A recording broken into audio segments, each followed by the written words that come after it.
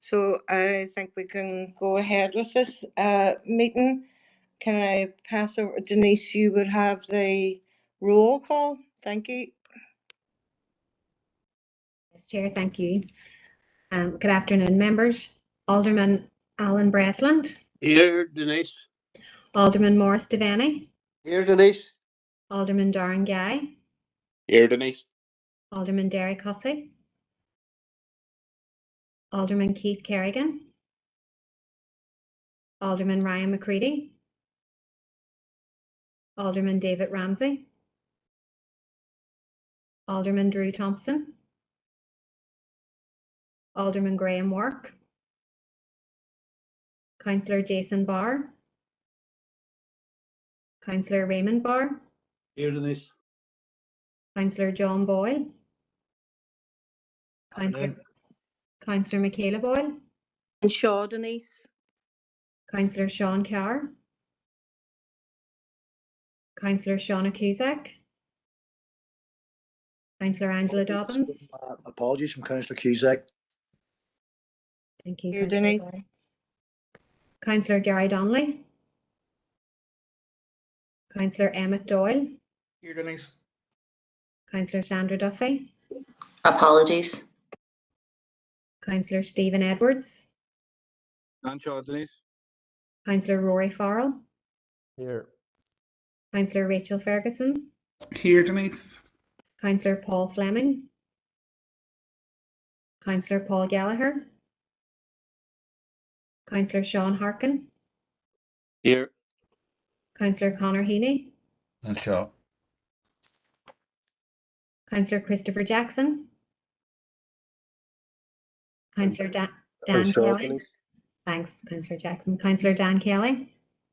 And Shaw, Denise. Councillor Patricia Logue. Councillor Emma McGinley. And Shaw, Denise. Councillor John McGowan. Councillor Kieran Maguire. Councillor Rory McHugh. Shaw.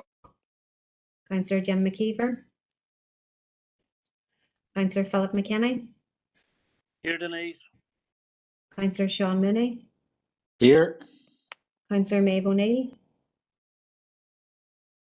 Councillor Martin Riley. Councillor Lillian Sino Barr. Councillor Brian Tierney. Here, Denise. Thank you, members. Thanks, Chair. Thank you, Denise. Denise, I don't have no notes of agenda here, but I'm sure you can read out the remote notification there, if you would. And I would welcome all the representations from the various bodies who are going to speak today on such a sad day for the city, as it lays to rest two of our young people whose lives were lost in such tragic circumstances. Naturally, our thoughts and prayers go out to their families and to their wide circle of friends at this sad time, in the hope that they take comfort in this. So Denise, if you have the remote notification there, would appreciate it if you could read it. Yeah, no problem, Chair. I would like to remind everyone present at this meeting in the Guildhall or in attendance remotely that this meeting will be broadcast live to the internet and will be capable of repeated viewing. This broadcast may be terminated or suspended in accordance with our protocol. Due to your attendance at this meeting, you are consenting to being filmed and to the use and storage of those images for broadcasting or training purposes and for the purpose of keeping historical records and making those records available to the public. Members and approved speakers are reminded to only have their mics and cameras on while speaking at the meeting and to use the chat facility to highlight a request to speak. A copy of the Council Privacy Notice may be found on the Council website, www.derrystrabane.com. Thanks, Chair. Thank you, Denise, for that. Right, well, you have the list, the running order there too, Denise, so I'm going to pass over to your hands. Thank you very much. Chair, with your approval, would it be okay if we move item 7 up to before the statutory partners do their presentations, to bring Philip in. Yep, no, that's fine. Thank you.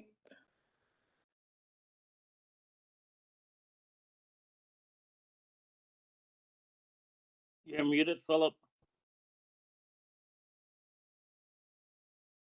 Beg your pardon, members. Item 7 on the agenda, members, is to deal with licenses which have to be entered into with various statute bodies during the course of the year. One of those is required for the Waterside Half Marathon on Sunday and has to be entered into by 3:30 today.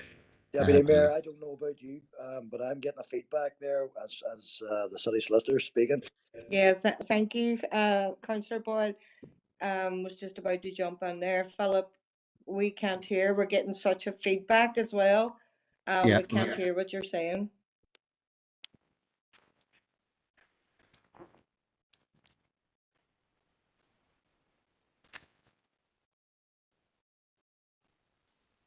Okay, members, so as I say, items that are required for the events that take place over the next 12 to 18 months. One of those requires to be entered into by 3:30 this afternoon, hence the request to bring it up to the front of the agenda. These are licenses just with various government bodies, members. They are at nominal consideration, certainly the consideration no more than £1, and there are no onerous terms or conditions. Updates will be brought in respect of each of these events as the year goes on, with additional detail as and when required. But as I say, if authority could be entered into at this stage, that would be very much obliged. I'll second that, Deputy Mayor, seeing it has been proposed. Thank you. So that's Councillor Boyle has proposed and Councillor Devaney has seconded. Thank you. Obliged, members. Okay, Denise, I think that's it. Can we go by the running order now? Thank you. Yeah, thank you, Chair. So moving on to item 6 on the agenda, to receive representatives from a number of organisations today. And the first one we are to receive today is Gary Quinn, who's the Director of Operations, and Kieran Ferrin, the Area Manager, Emergency Planning, and Mark Lendenin, the Senior Design Engineer from DFI Rivers. Hello, sorry, Denise, are you able to run the presentation? Gary Quinn here. I'm hoping that committee section will, Gary. There we are now. Okay, thank you. Thank you, just checking.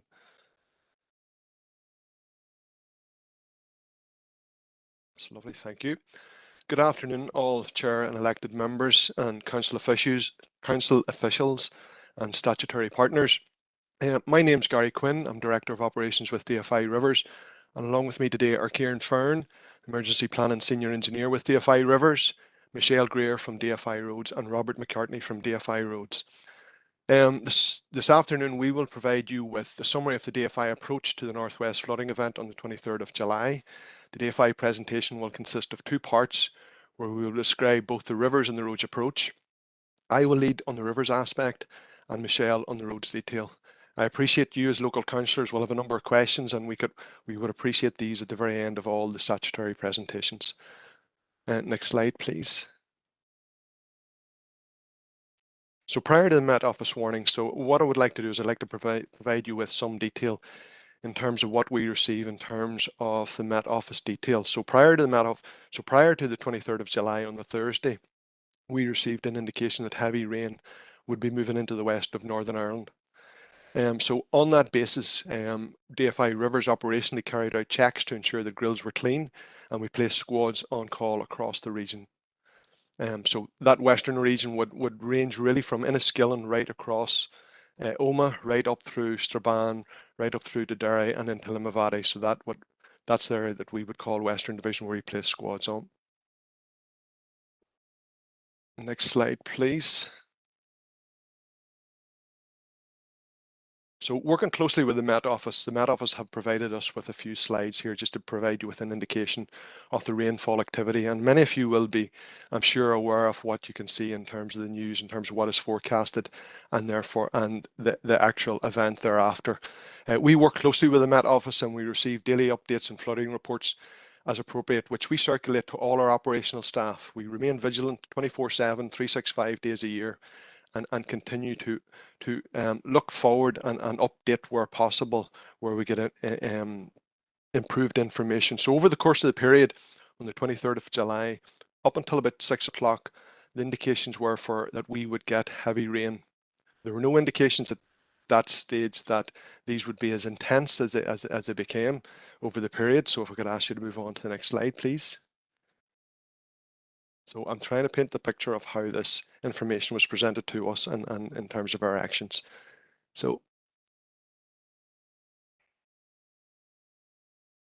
So providing you with this imagery, it tries to help explain where we're at in terms of the picture that we were seeing in the emerging picture in terms of the weather forecast. So the Met Office position on the 23rd was showing that band of rain moving in across the west. So that's where our attention and focus was. Could I ask the next slide, please? Indications. This is something that we use in terms of the intensities and the likely impacts from that rainfall. So if you look at the diagram on the right hand side, the indications were that the rainfall would be in the order of medium likelihood with low impact, and that was still the case up until Saturday at about 6 o'clock. Next slide, please. So in terms of the DFI preparation, as I said, we had staff on call, but following the update to the yellow warning, we placed those operational staff were notified that this could be more intense than originally forecast. And on that basis, the regional message out to the community groups were issued to 428 individual and groups within 1 hour of that for their update from the Met Office. Next slide, please. Sorry, if you could go back one, please. So I think this is a very good image, or if you like, video that plays the levels of the intensity of the rainfall over the northwestern region. So if I could ask, perhaps, if you could play that slide, please. It's only 10 seconds or 10 or 12 seconds long. That's possible. So as you can see, officials and partners who will be used to looking at these images, the heavy, the more intense rainfall is indicated by the deeper color. So if you look at the reds and the purples and the oranges, that's the more deeper color. So maybe if you play it again, just to give everyone a better idea or feel for that, please. So as you can see, really, the intensification was right across that northwest. And I know that's not news to anyone, but it provides you for a feel of how isolated in terms of this weather event was in Northern Ireland terms, if you like. So due to vagaries of the atmosphere and rare occasions, warning of thunderstorm weather events could be very short notice. So leading up to that period in time, yes, we expected heavy rain, but not of the level or intensity that followed. Next slide, please. So to paint the picture, I suppose many of you will ask the question, what's the difference between 2017 and 2022? So the top bar there indicates the level of, from hydrology, the level of rainfall that existed in 2017 was of the order of 60 to 70 mil rainfall in an 8 to 9 hour period. We've given you 3 representations from 2022. So on top of the hill in Derry, we had something like 60 mil in a 4 hour period, 45 mil at Annaloo in Limavady over a 6 hour period, and 46 mil over a 7 hour period in Loch Braden. So that just paints the picture in terms of rainfall intensities. It was every bit as intense as it was in 2017. Sorry. So next slide, really again, is just to hammer home the point in terms of the intensity and how it fell out. Just bear with me, sorry. So next slide, please. And as ever with the changes in the climate, the Met Office provided us with this slide just to put the event on 23rd of July in context. So this was the rainfall. Most of Northern Ireland had the driest July since 2000. Only the smallest area to the northwest had above average rainfall from this one event. So hopefully I've provided you with those few slides, just a picture of how quickly this moved across us, how brief it was, and how little warning that we had about this, because just given the nature of thunderstorms, they're very difficult to protect. So we had people on call across that western region, but we were unsure exactly where this would fall out. So next slide, please. So in terms of deployment, rivers over the period deployed in that very short space of time, we provided 8,000 sandbags, delivered, distributed and collected from stores. We carried out pumping at Ivy Mead and Drumahoe. We had squads with diggers clearing problem grills over the course of the evening into the next day and a few weeks beyond. Just to paint the picture on that in terms of the amount of debris, over the few weeks that followed, we removed something of the order of 15 tonne of material. And as you can imagine, the difficulty with grills, they can become very quickly blocked given the intensity of rainfalls and the amount of debris that can float down rivers or indeed come in from the tributaries. In terms of deployment as well, resources from Fermanagh and Omer were moved to the northwest to aid response, and this was based on really the impact that we saw that fell out. And one of our good sources of information is from the flood information line, and we noticed that certainly very, very quickly the intensification of the storm hit really Strabane, Derry, right across to Eglinton and into parts of Limavady. And that allowed us to move our efforts and to focus our efforts in that area. So that's why we moved our staff from Fermanagh up into the northwest. In terms of the domestic impacts, we received 400 calls, over 350 of which were flood related. And from that information, from the flood in the FIL line, it was confirmed that 33 houses were flooded. Now, I know that differs from, I suppose, the figures that perhaps the council will have in relation to CFA payments, but that was the recorded figures that we had from FIL. And so from those indications, and again, maybe, well, not again, but, in further conversations in terms of a statutory or multi-agency debrief, we believe that there are fewer houses flooded in 2022, but that more details will emerge and we can consider those details with our multi-agency partners and just tie down those numbers during that event. So from a Rivers perspective during that event, which is not predicted to fall out in such an intense manner, we consider that we mobilised very quickly to where the need emerged. If we could move to the next slide, please. So we believe that we have moved on from 2017. We have completed work within the Foyle constituency, which consisted of 15 public access sandbag containers in situ, and we now have 3 further for placement. There has been further work and expanded engagement with the community resilience groups, and we continue to work with our multi-agency partners in community meetings, and the homeowner grant scheme is open and receiving applications. I know there had been some media talk that wasn't the case. It is certainly open. We have 28 properties with measures fitted in Foyle, and we have 12 further applications received, which are currently being assessed. Next slide, please. In terms of ongoing work, we have the post-flood investigations for Eglinton and Drumahoe. These post-flood investigations are very detailed studies by flood risk experts, the outputs of which will feed into the ongoing studies for both alleviation projects at both locations. That's at Eglinton and Drumahoe. My roads colleagues can provide you with an update on the work on Ballycoleman, Strabane, which has been in the news most recently. And we continue to increase the extent of a re-engage network. The re-engage network helps the department in terms of monitoring rainfall intensities and the impact these play on water levels within the catchment and establishing return period for events. The pre-feasibility studies complete at a number of locations, including Eglinton and Drumahoe, and outputs are expected by the end of the year. And you will note that the Minister has given a commitment to present those findings towards the end of the year. So next slide, please. So from 2017 to 2022, there were 14 recommendations from the Northwest Flooding Review, which was published on the 27th of March 2018. Of these, 6 fully or partly involved DFI rivers. Many of your members might know that the online mapping has certainly improved. There's much more information available online on the web in terms of flood risk management, in terms of the projections and the extent of where floods might occur in and around towns and villages across Northern Ireland. Flood incident line, I understand that there were some issues with flood incident line in 2017. It would appear, certainly from a roads and rivers perspective, that the flooding incident line coped quite well with the number of calls coming through in the more recent period in July. But if there's any officials or members out there, that elected members, that feel that wasn't the case, certainly we'll take any lessons learned locally and feed that into a multi-agency debrief.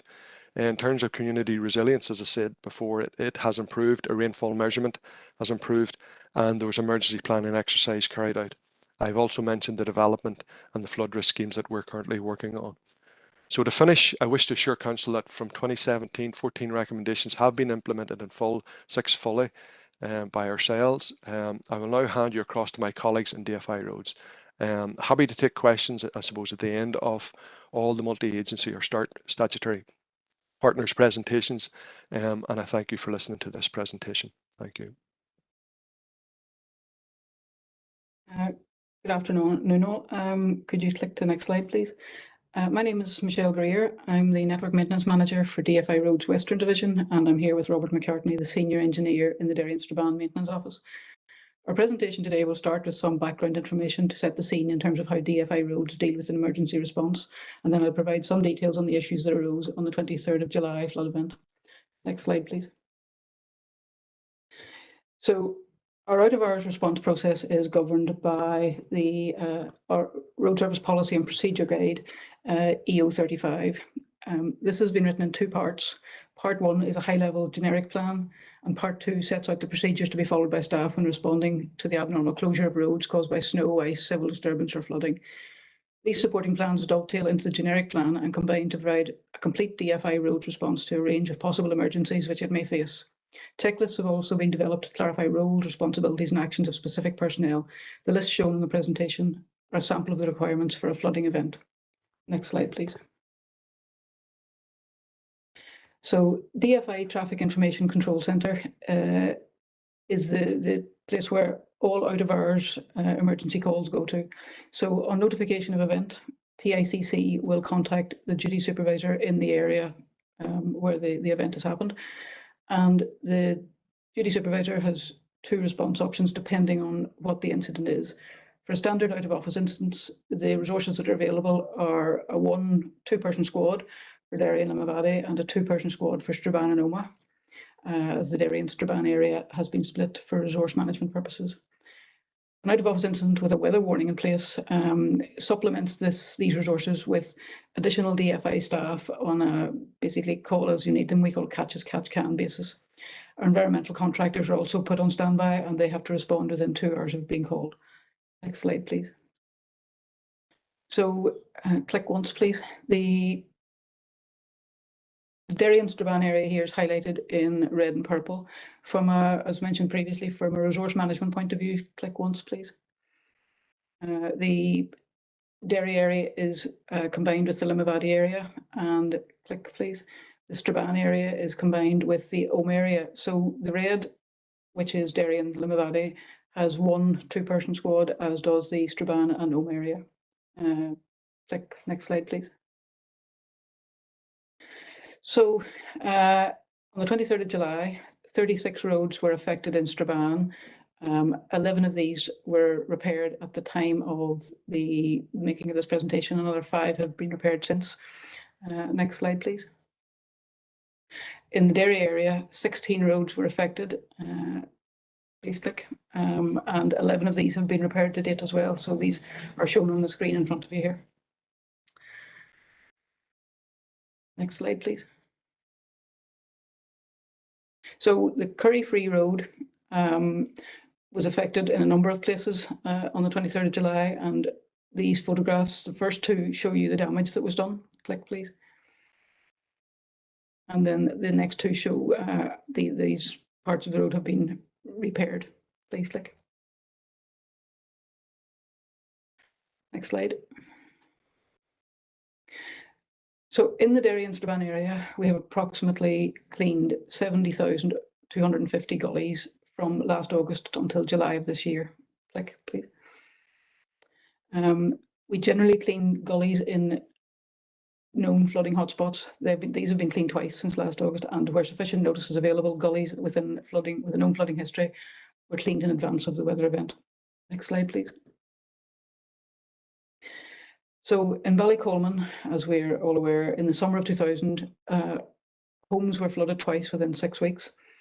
And after that event, we engaged consulting engineers in 2020 to carry out more detailed investigations into the causes of the flooding. They arrived at 2 engineering solutions, one which was an interim low-cost solution in order to provide relief to the threat of flooding. This requires the use of Derry and Strabane council areas land until the long-term proposal is in place. Longer-term solution to upgrade and augment the drainage system is being currently designed. Next slide, please. So the Minister for DFI visited Ballycolman on the 23rd of August and announced then that the works for the interim solution would begin that week. They did start on that week, and for the last week and a half now they are been working on site, and they are still on programme to finish the 2nd of October. Next slide, please. Thank you. That's my presentation today, and I'll pass you back to Chair.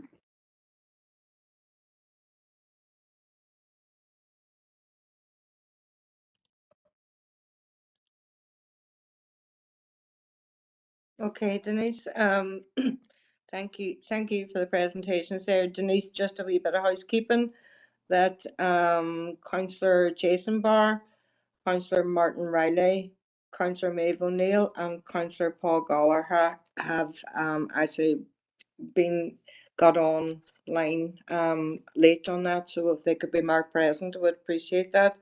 Yeah, no problem, Chair. All right, I'll let you go on, Denise. Okay. Okay, Chair, thanks. Members, the next agenda item is to receive Anthony McGurr from Northern Ireland Water. But Anthony, if you don't mind, I would like to move Jeff Glass up because Jeff has to leave the meeting early. So if Jeff, if you're ready to present, would you like to go next? Yep, thank you, Denise. No problem, thanks. Again, I think I've sent on the slide some information and so a PowerPoint presentation. So rather than going through a lot of that, what I'll actually is just give an oversight of how the scheme of emergency financial assistance works. In the event of an emergency, one of the 3 council resilience managers will contact one of the points of contact within the Department for Communities. Once we receive that information about that there's a potential flood that's impacting on households, we will then go about setting up the scheme of emergency financial assistance. So once and to do that, our minister, the Minister for Communities, has to agree to activate the scheme. So that's usually done from us receiving information from one of the resilience managers to the scheme being put in place. Could be done in an hour, couple of hours. So that's done straight away. So then once that scheme's in place, we're ready to available. That means that people can then apply for this the £1,000 under the scheme of emergency financial assistance. But before that reaches us, like for instance in the case that's ongoing at the that happened on the 23rd of July in Dougherty, this those will have to and the council officials will go through, go out and do their inspections at the houses that have been flooded, and if they are in agreement that those houses are entitled, households are entitled to a payment under the scheme of emergency financial assistance, eventually all those forms will come back to the Department for Communities, and we will reimburse the council for those monies. Now, as of yet, we haven't received anything yet from the recent flooding, but that usually there's 3 months from the date of the flooding until when the council has to have that information with ourselves. And once we get that, we get that turned around as quick as possible and get the council reimbursed. I suppose one of the things, as you're probably well aware, the scheme of emergency planning assistance only relates to households. It doesn't relate to businesses. And again, the reasoning behind that was that when the scheme was set up back in 2004, there was an eligibility criteria set out, and that was agreed by the executive, and basically it was setting out that it was for households. There was one flooding scheme that actually was activated for non-domestic properties, and that was back in 2016, but that was done after after an agreement between the executive, and that was a one-off scheme that was enacted on the basis of an executive paper by the then Minister of Agriculture. And any future changes to the scheme of emergency financial assistance to include, for instance, non-domestic properties would require executive agreement. So for each time that there is a scheme of emergency financial assistance, there's a circular will be sent out to all the councils, and the councils would then normally publish that on their website, and that sets out the criteria for what is eligible and what's not eligible under the scheme of emergency financial assistance. So there is a slide there that I've sent to all the members, and it sets out what is eligible, what's not eligible under the scheme. So rather than me regurgitating that, I'll take any questions that people may have on the scheme of emergency financial assistance at this stage, and that's really all I have to say at this stage. Thank you for that, Jeff. Considering that you do have to go early, is there any member that would have a question just specifically to do with the financial assistance so that Jeff can deal with it? If not, we'll move on.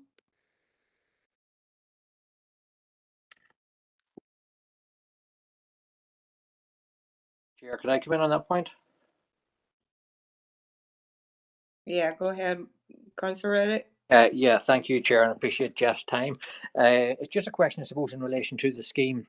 I appreciate what he said about if any change was to be made to the scheme for non-domestic properties to be added to it.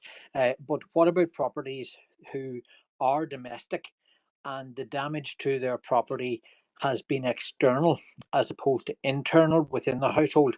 So, for example, garden furniture, items belonging to the household, boilers, etc., burners that are on the outskirts of the property. So when water doesn't come in through the door but causes significant and expensive damage on the external to the person's house, are those types of incidents covered by the scheme? Thank you, No. Deputy Mayor. Sorry, in relation to that, it's internal flooding. So basically, for external flooding, would not. So, for instance, if there's flooding to gardens, stuff like that, that's not eligible under the scheme. And again, that's set out in the eligibility criteria that was set down by the Department of Finance. So really, any changes to things like that, again, would require approval from the executive. But again, with it, if you look at the guidance, it sets out clearly, and what is and isn't eligible, and gardens, stuff like that outside are not eligible. Now, in saying that, if you have your primary fridges or freezers that are based in the garage, for instance, those would be eligible. So there are certain things like that that are eligible.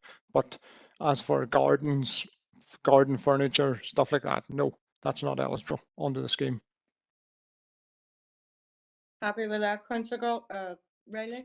Yeah, well, thank you, Deputy Mayor, and thanks, Jeff, for the clarification. I suppose there are some properties, and certainly I'm aware of some constituents who have had significant cost incurred by the flood, but it wasn't that water damaged the internal nature of their house, but did cause significant damage to the rest of the property. So I think it is something that the department should look at in due course. I appreciate what you're saying, Jeff, that it can't be dealt with at the moment because there's no executive there, but I do think that the scheme itself needs to be examined in detail so that anyone affected by floods have a degree of compensation made available to them. Thanks. Yeah. And the one thing I would say, if you look at the scheme actually says, that it's to make those who have suffered severe inconvenience as a result of the flooding, and to ensure their homes are made as habitable as quickly as possible. So I suppose it's really, this is a flooding payment to make their homes as habitable as quickly as possible. So it's not, you know, people's garden furniture getting ruined isn't going to impact a person living in the house. So I suppose the payment was earmarked for to make sure people could remain in their home. Thank you for that, Jeff. Apologies, Councillor Ferguson. I should have let you in before Councillor Riley, but if you would like to go ahead. No problem. Thank you, Deputy Chair. Jeff, thank you very much. I have a quick question. There was a constituent of mine who their house flooded during July, but it wasn't from flood water coming in through the front door, but actually through the house itself, down through the roof. And I was told that they were ineligible for the scheme because it wasn't classed as floodwater coming through the doors and through the floors themselves.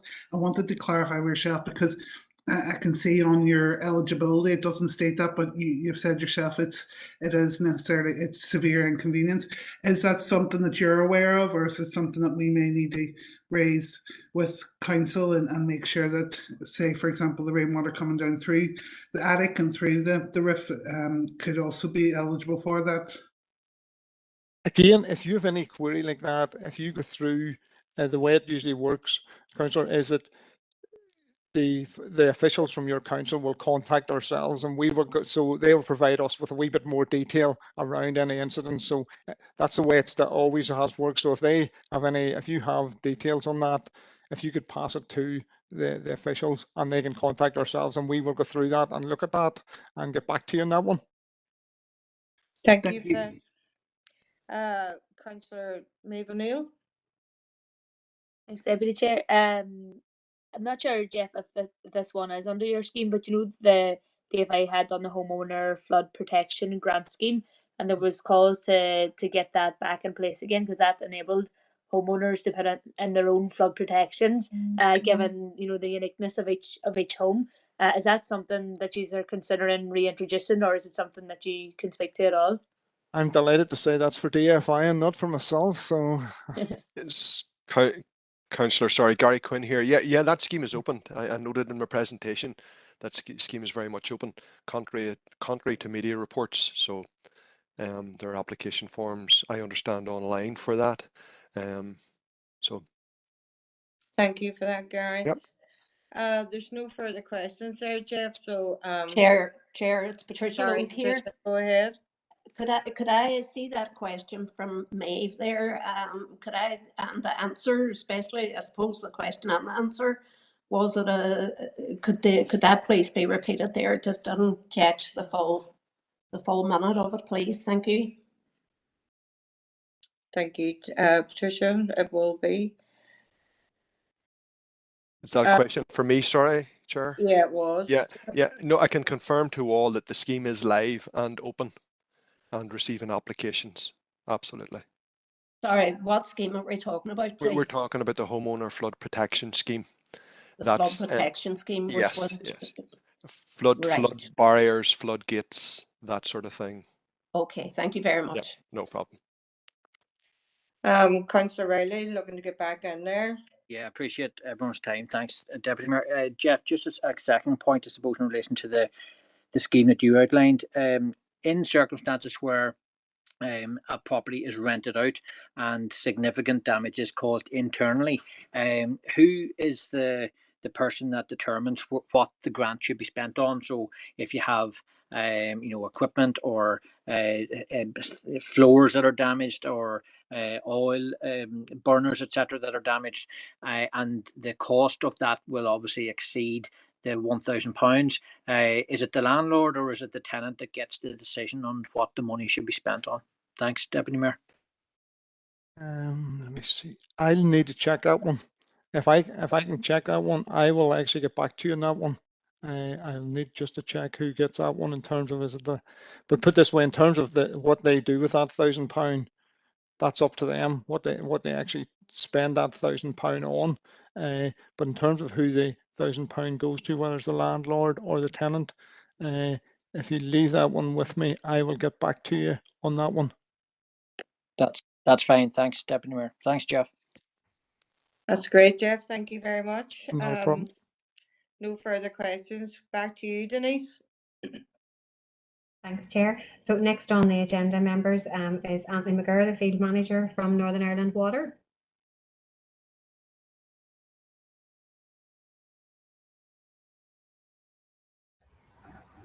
Hello. Hi everyone, I'm Anthony McGurr, Field Manager for West Region. I have prepared a few slides here. I don't know if I can share it or not. Can I share?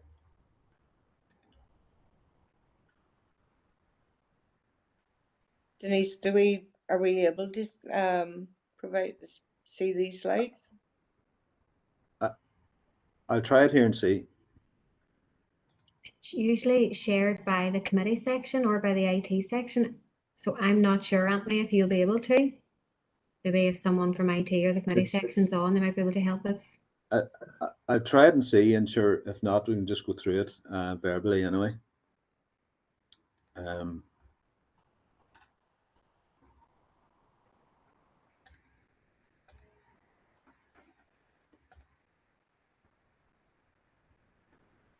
Sorry, I was starting to...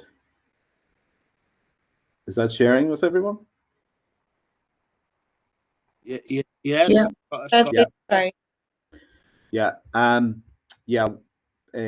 Within NI Water, in the West Region, we cover 3 council areas: Derry City and Strabane, Fermanagh and Omagh, and a large portion of Mid-Ulster.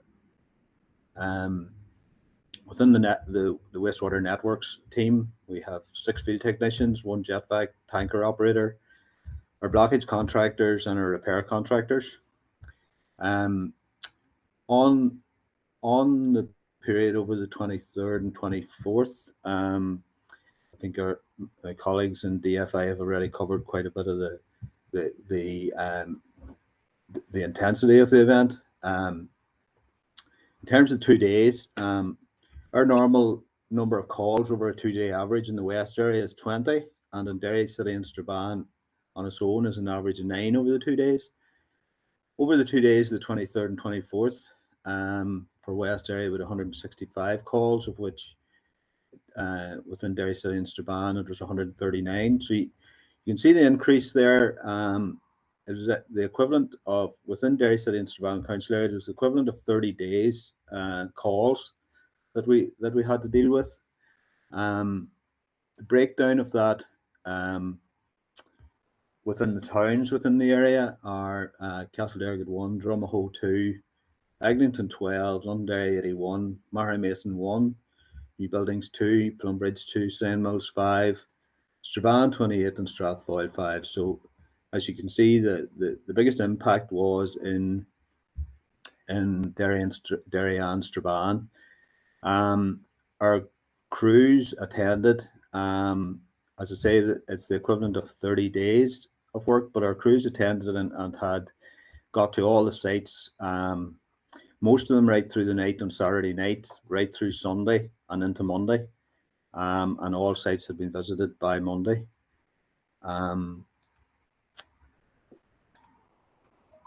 Northern Water, designed for 1 in 30 storm return period, which is, that really means that we designed for 96.66% of probability of something happening in any one year. The 23rd event was a 1 in 193, so it's equivalent to 0.52% of probability. So that was way over and above what our system is designed to deal with. As I say, we've moved. We attended all sites. We've had more complaints come in on the Monday, Tuesday, Wednesday afterwards as well. So I've only indicated there what we got on the Saturday and Sunday during the event, but we've been following that up over the last month, and some areas we've taken remedial action. Some we've carried out some repairs, but the majority, everything, our main issue was to ensure that our system was operating properly, that all the sewers operated, even though some of them were way well over capacity. So moving forward, we have the Culmore drainage area study ongoing. We have the Strabane drainage area study ongoing, and the Living with Water program. And Culmore drainage area study, they have identified a few issues that are likely to flood, and they will be taking that forward and upgrading the system to deal with that.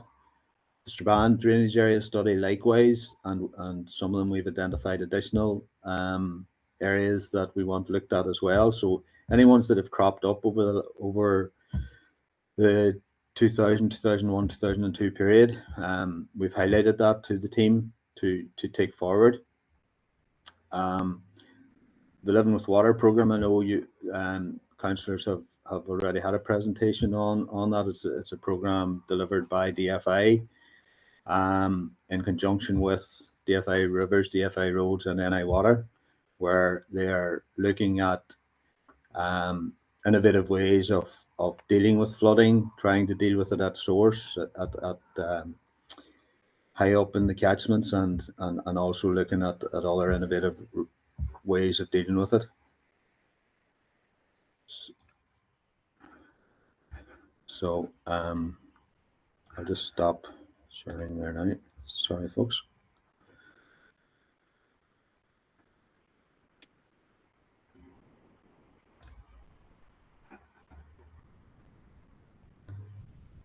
So again, as I say, that's what NI Water had over the period.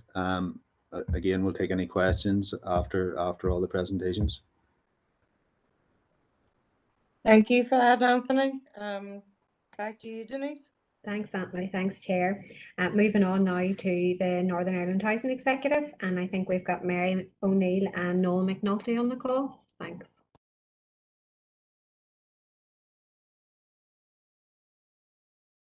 Good afternoon, everybody.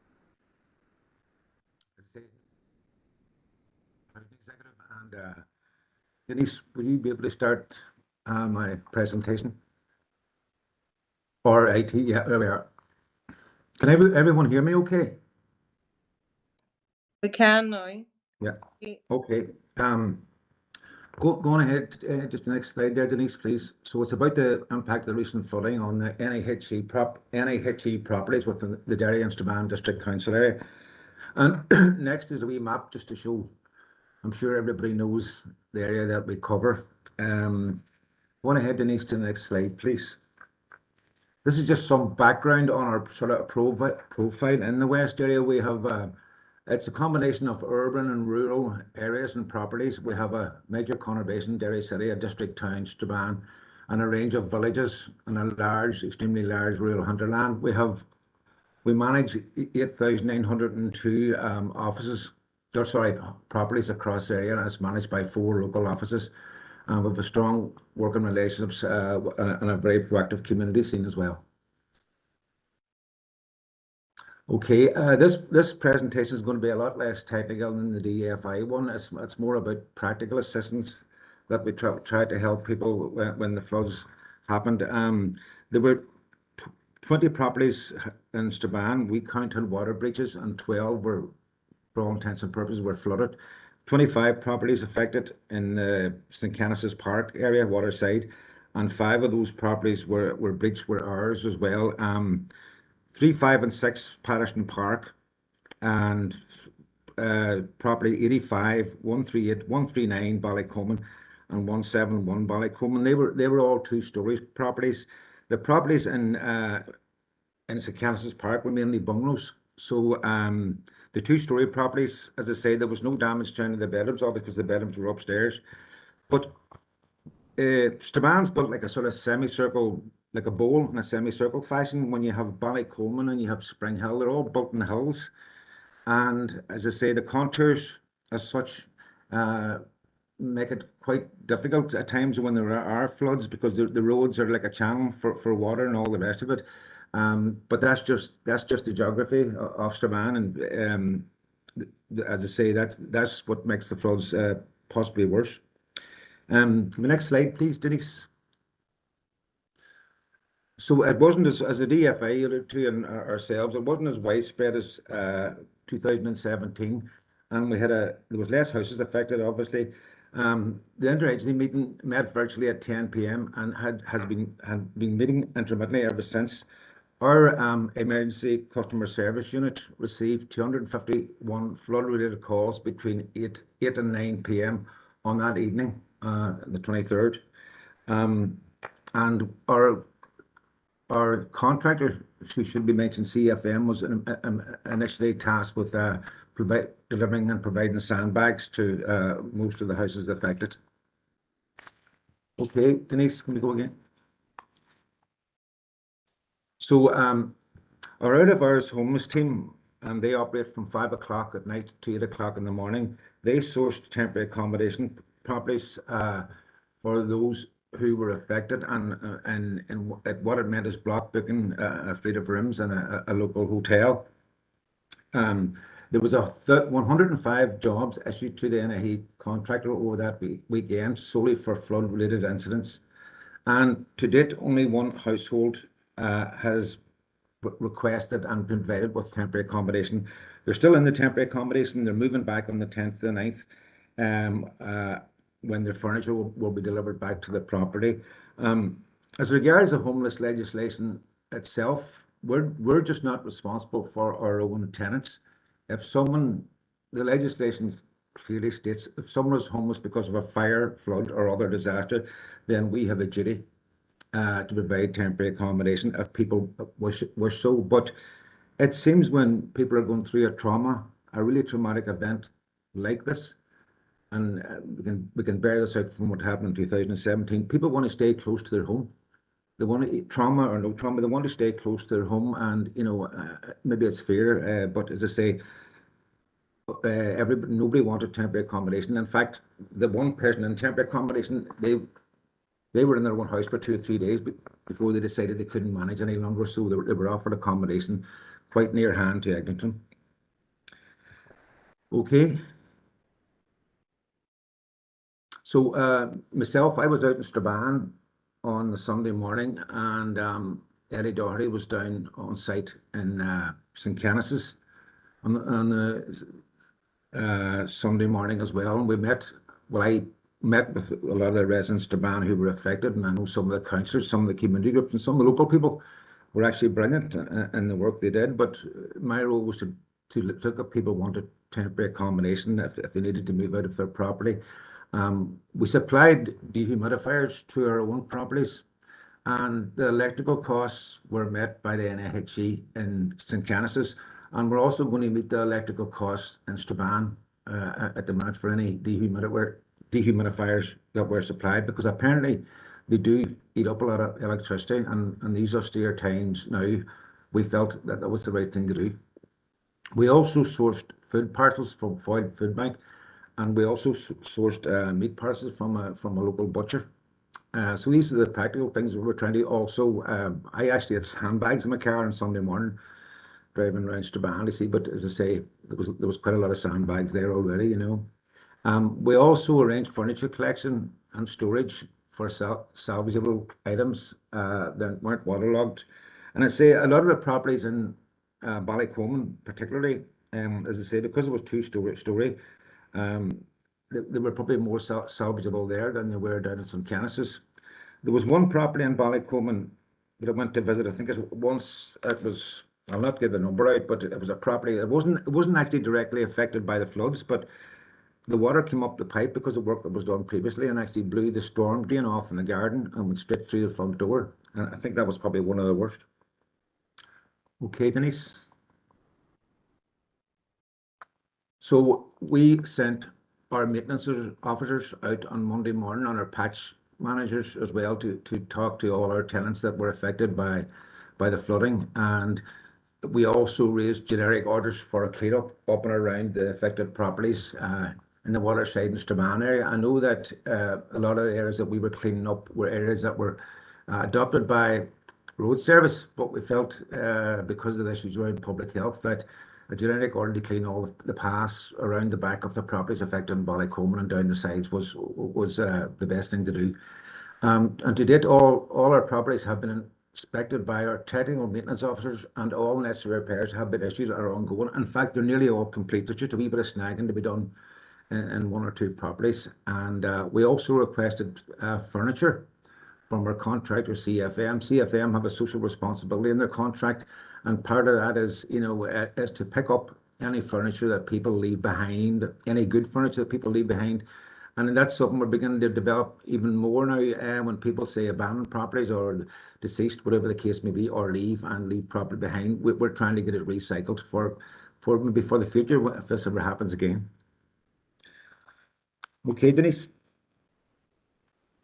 So lessons then, we had experience of the flooding in 2017, especially around Eglinton, so that helped us as well. And we were aware of local areas prone to flooding. I mean, it was the same, basically the same areas that were flooded the last time, by and large.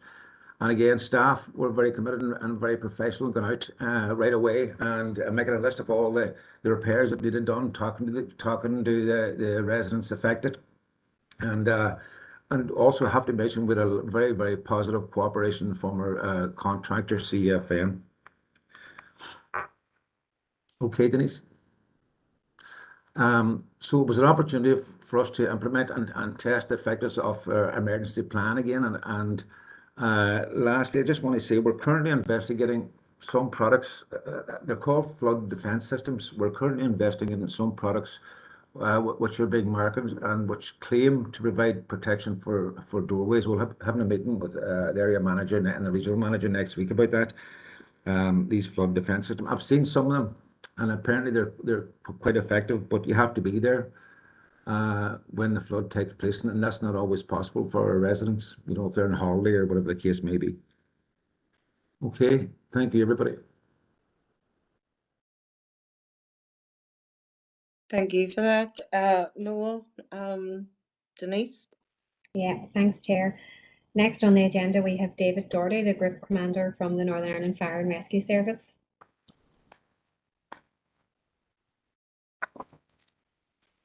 We got a presentation there, Denise, I sent them this week.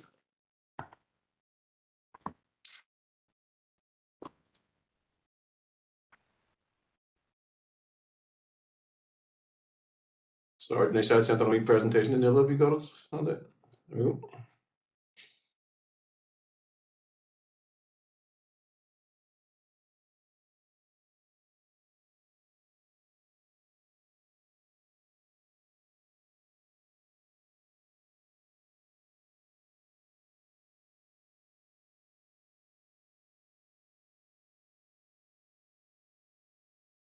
Does IT have that presentation? Are we able to see it?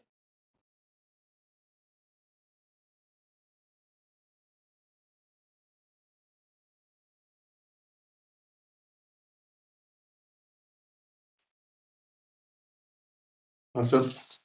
You just want to move on to the next slide. It's just a cover. And on the next one. Good afternoon. My name is David Dougherty. I'm Group Commander for the Western Area Command of the Northern Ireland Fire and Rescue Service. On the evening of the 23rd of July, I was a duty area officer. So I was a level 3 incident command. So I was a senior officer on duty in Western Area Command, coordinating our operations. And also I am a Type D flood response officer as well. So if you want to move on to the next slide. So our statutory responsibility for flooding is laid out there in Article 5 of the Northern Ireland Emergencies Order. It's 2011. So we are responsible for rescuing people trapped or likely to become trapped by water and protecting them from serious harm in the event of serious flooding. So you want to move on to the next slide. So I'll just give you a wee timeline. If you just click on the next thing there, this is the weather warning that we received. It wasn't the usual graded yellow, amber or red. We received an email in their control room at 16:26 hours, and I was paged by our regional control centre to let us know that we had received a weather warning for a very wet spell. It was possible during the Saturday evening, especially in areas of North Tyrone, County Londonderry and North Antrim. And some places could catch 20 to 25 millimeters in 3 to 4 hours, which is up to 30 days worth of rain. So that was a weather warning we got. So if you want to click on the next one, go ahead there. Whenever I received that, then for the next almost 2 hours, and we started our preparedness for obviously we're well used to flooding. Unfortunately, we've had quite a few incidents in the northwest over the last few years. So we passed a warning on their stations. On Western Area Command, we have a couple of hold time stations in the city here, and then we have on-call crews. So the next couple of hours was contacting all our officers and charges, checking what our manning was like for the evening, and then checking our flood response capabilities. And then we had a shift change at 1800 hours for our full-time crew. So again, we had to rebrief them. The first incident we attended was at 1933 hours at Ballycolman and Strabane.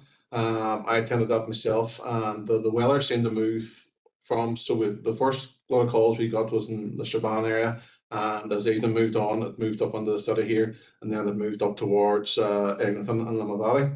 So the last incident we attended, mobilised to, was at 0129 hours, was St. Kenneth's Park in Eglinton, and the last appliance that we committed during this flooding was at Mead, and our last appliance left that at 0307 hours. We handed over the Rivers Agency, and we closed down our command room at 0330 hours. So we had our command room opened up in the regional control centre in Lisbon, which we do whenever we're dealing with sort of larger incidents. Resources we committed, local resources, we have a flood response crews and a high volume pump in Northland Road. So flood response teams are tasked, they have the PPE, dry suits. We also have a high volume pump up there that can pump 900 litres of water a minute up to 3 kilometres away if necessary. We also have Crescent Link water rescue teams, which are a bit more advanced. They are swift water rescue teams, and they can do swimming rescues and can deal with anything more hazardous. We had Strabane, where we had the initial flooding, we had 2 appliances, and we had a command support unit, which allowed us to coordinate on the ground our response. You want to click on there? Castledearg, we mobilised a specialist all-wheel appliance, which is basically a fire appliance, only it's larger and it's got higher clearance from the ground, and it allows us to get into places where normal fire appliances wouldn't. And Oma, we mobilised a Land Rover, again for access purposes, and we had a support appliance from there as well. And then Cookstown as well, we have an all-our specialist all-wheel drive appliance, so it was mobilised down into the Strabane and down into the city as well. And then our normal fire engines, or everyday service delivery fire engines, we supported it with appliances from Limavady, Dungiven, Maherfield, Newton, Stewart and Clogher. Including myself, we had 3 flexi duty officers committed, and they were supported by 2 additional officers who came on duty, who were off, who came on duty to assist us. So that was our local response in terms of Western Area Command. And if you want to move on there now. Regional resources. Look, I was mobilised the Strabane incident, and it became very clear to me very quickly driving down the road, because the conditions were atrocious, that this was going to be because I was at the 2017 flooding. I was at the flooding in Siam Mills, which was more localised a few years ago, and I'm quite experienced in flooding. So I got on the phone to our duty strategic officer at the very early stage and asked him to start moving resources into the west. We had the conversation. The flooding was localised to the northwest, so we were able to bring in regional resources and get them mobilised at a very early stage during when we started receiving calls. So we mobilised our specialist rescue team from Central Station in Belfast, and like our Crescent Link teams, they are water rescue trained. They can do swift water rescue, and they can do the more hazardous things if that had become an issue. We mobilised a second high volume pump from Whittle in Belfast. These are our regional resource. Now we have 3 of these high volume pumps, and we had 2 of them committed into the northwest that evening. And we also stood up and mobilised 2 further flood rescue teams from Ballymena and Lurgan. You want to move on? We mobilised a second Land Rover from Armagh for any remote access problems. We mobilised another all-wheel drive appliance. We have 4 of these in the province, so we had 3 of them down in the northwest. And then we also had support appliances then from Portrush, Ballymoney and Rathfriland, which are your normal everyday fire engines to support our operations. And on top of that as well, when we were stripping all these stations, we were doing supporting moves, because we still had to perform our normal everyday service delivery, as well as deal with the high volume of calls we got.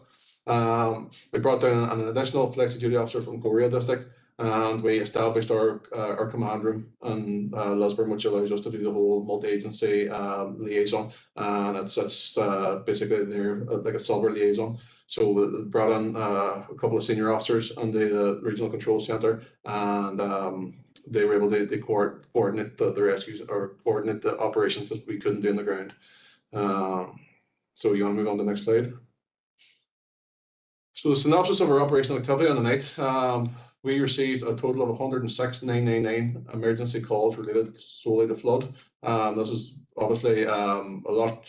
This was high demand for our services. We responded to 49 operational incidents. During those incidents, we prioritised life risk calls first, and after that, we graded them down in terms of protection of property. But life risk was certainly our first priority as per our statutory responsibilities. During that period, NIFRS rescued 1 person from a vehicle in water and 5 persons trapped within floods. When we say we rescued them, these were people who we would consider that their life or well-being was at risk. During the night, we can't quantify it, but we did assist several other people from their properties. And then also during this here, as I say, just because we have a high level of activity with flooding, we still have to maintain our normal service delivery. So we maintain normal emergency response throughout the evening, attending a range of operational incidents, including special service calls and other emergencies. And during the evening, we had 2 minor injuries to our crews. And that's the last of my slides. I think we're leaving questions to the end. So that's me. Thank you, David. And we'll move on, members. There's two speakers left. And again, members, if you're happy enough, I think we're just going to shuffle the order of them. So Joanne McKenna from the Red Cross is going to go next. Joanne, if you're happy enough. Thank you.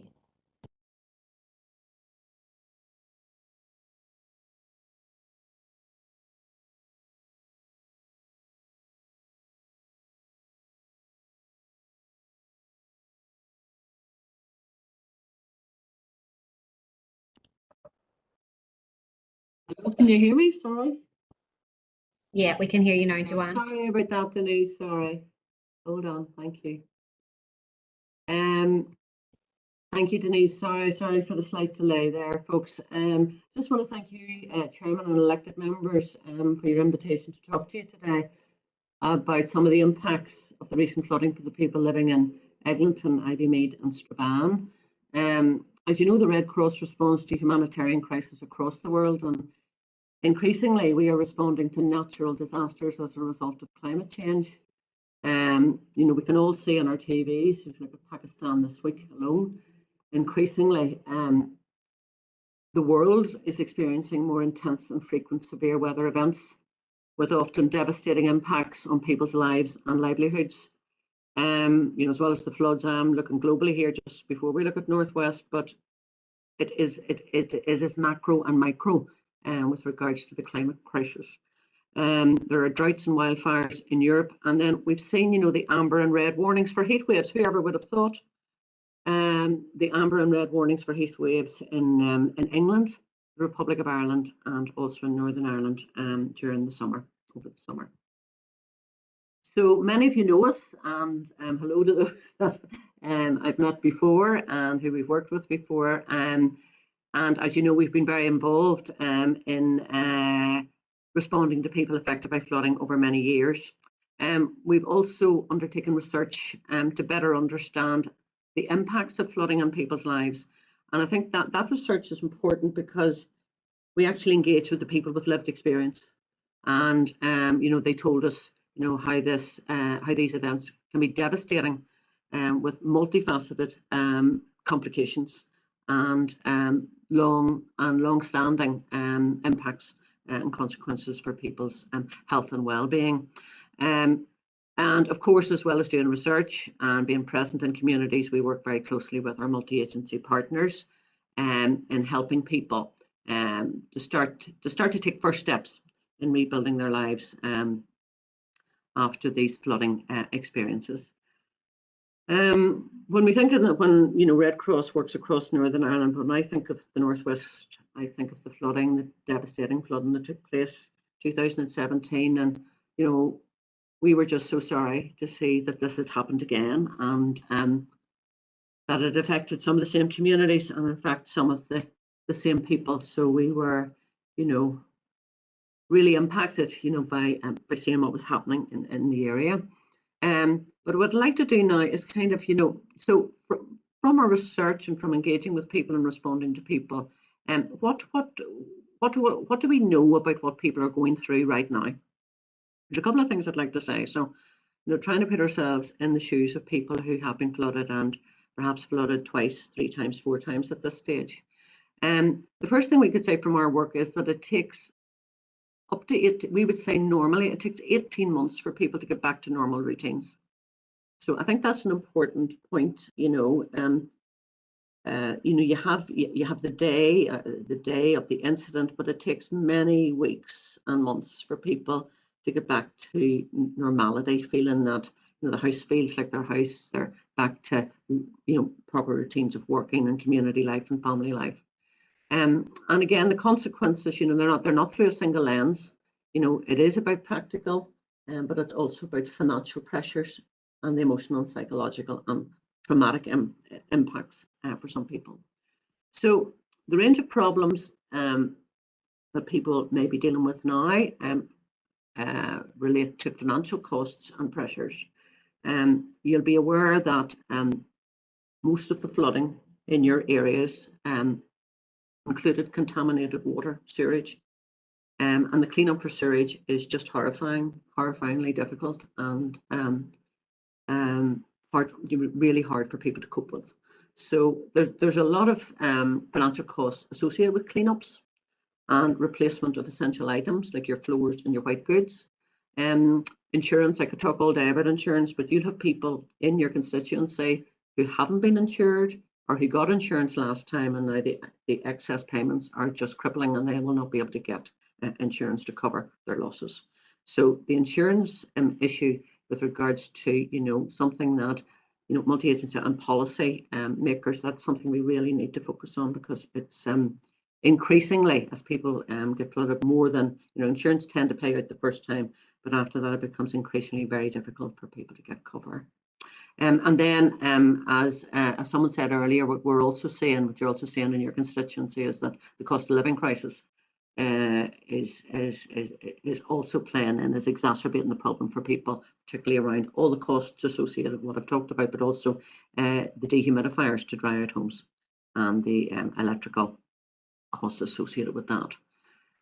So range of problems, financial costs, but there's also, keeping in mind, back to what I said earlier about 18 months, this can be a very long and exhausting journey for people. So you have the night of the incident, but it's the start of a difficult journey for people. And people will have good days and they will have setbacks. And we know from our experience, and also from Debbie Caulfield in Eglinton talks very articulately about this, how people are treated by agencies. So if you've been flooded, how you're treated by, how other agencies treat people who've been flooded is very important determinant to how quickly they recover. In the last flooding, people did, they were critical about some organisations that showed lack of empathy and lack of support. But organisations that show empathy, concern, go the extra mile and keep their promises, if they say, I'll phone you later, I'll get that for you and do it, that really, really means an awful lot to people who are finding it very hard and feeling very vulnerable, and trying just to build their lives up again. So it's a very important determinant in helping people recover from these terrible experiences. So the focus rightly in any flooding, or when anyone is evacuated from home, the focus rightly is in getting people back into their homes and getting back to normal living. But running alongside that and just underneath the surface is the emotional and psychological impacts of these experiences that can be very difficult for people to understand and to cope with. And I think what the Derry City and Strabane did in 2017, and in fact it was picked up by the Government Northwest Flooding Report, the holistic approach taken by your council was very supportive in meeting people's needs in the 2017 floods. And I'd just like to highlight some of the things that Denise and the great council members and multi-agency partners did, which again, as I say, was identified as best practice then. So what you did was you held multi-agency recovery meetings for weeks after the incident. I don't know of any other council that's done that. You held multi-agency recovery meetings for weeks after the incident. And what that did was you kept connected with the communities, you kept connected with the issues and the needs, and you kept monitoring those needs and responding to them. That was extremely important to people affected. You also provided an on-site presence, and again, this I think is a very appropriate, an on-site presence in the communities. I think this is a very appropriate role for the community and voluntary sector. You know, you have a very vibrant community sector in the Northwest, and they are doing that work now, and we also have been involved in that work in the past and currently. And the other thing that you've done, and again, you're doing it again this time, is that you developed a recovery action plan. You know, when you write something down, you know, you're a bit more under pressure to ensure that, you know, you action it. And I think that writing down and that, you know, collation of, you know, the range of needs in an action plan has been very, very effective. And it also shows that you're listening and accountable to the community. So I think at this time, you know, people's practical and practical issues are being dealt with, but I think we mustn't forget that ongoing emotional trauma will continue. And just to highlight that for you, after the 2017 flooding, Derry City Council allowed us to continue to engage with people affected by the flooding in 2017. And what we did was that we re-engaged with people every 6 months after the August 2017 flooding. And that kind of, that did confirm some research we've done elsewhere in the Red Cross, which would say that, you know, after any sort of crisis, the whole community is affected. But over time, over that 18-month period I was talking about, less people, you know, people of their own community networks, they're financially maybe in a better place, and they're able to get back on their feet quicker. But there will, over that 18-month period, there will be people that will continue to need support. And at those meetings, at those 6 monthly meetings, first of all, we had no problem with people coming to the meetings, and people continued to want to talk about that experience. People were still, for many people that we spoke to, talking about it at 6 months out and 12 months out and 18, people, it was still as fresh in people's minds as it was that night. There were many people who were not at home that night. I'm talking about the 2017, and you know, out at, you know, classes and social events and friends and all the rest of it, and their families and their elderly parents and their children were at home, were terrified. People were terrified. So I think we must continue to provide that on-site presence in communities. We must help people to share how they're feeling, because that helps people to decompress, to get it out of their systems, and most importantly, for us to reassure people that this is normal. What you're going through is normal under these circumstances. Any of us in this situation would be feeling exactly the same. So it's so important that through the voluntary and community sector, that we can, you know, provide that on-site presence and support to people, but also understanding that some people will need additional help. Maybe some people are already known within, you know, health and social services, or people who will need those specialist services. So again, we had a really great meeting yesterday with Seamus Ward from the Western Health Social Care Trust, and we're developing, you know, pathways to ensure that if we are the voluntary sector, community sector, supporting people locally and they need additional help, that we will know how to make those referrals. Thank you.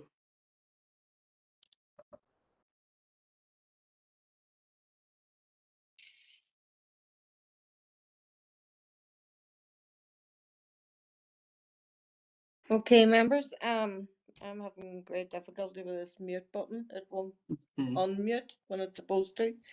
Denise, I believe that that's the last of our speakers. Members, is Oh, sorry, Chair, one more? we just have one more left, Chair. We just swapped Joanne and Seamus, so we just have Seamus left to do now from the Sorry trust. about that, Seamus. Sincere apologies.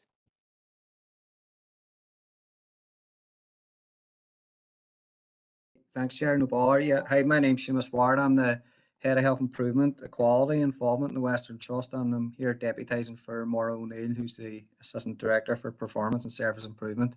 Unfortunately, Maura is off this week.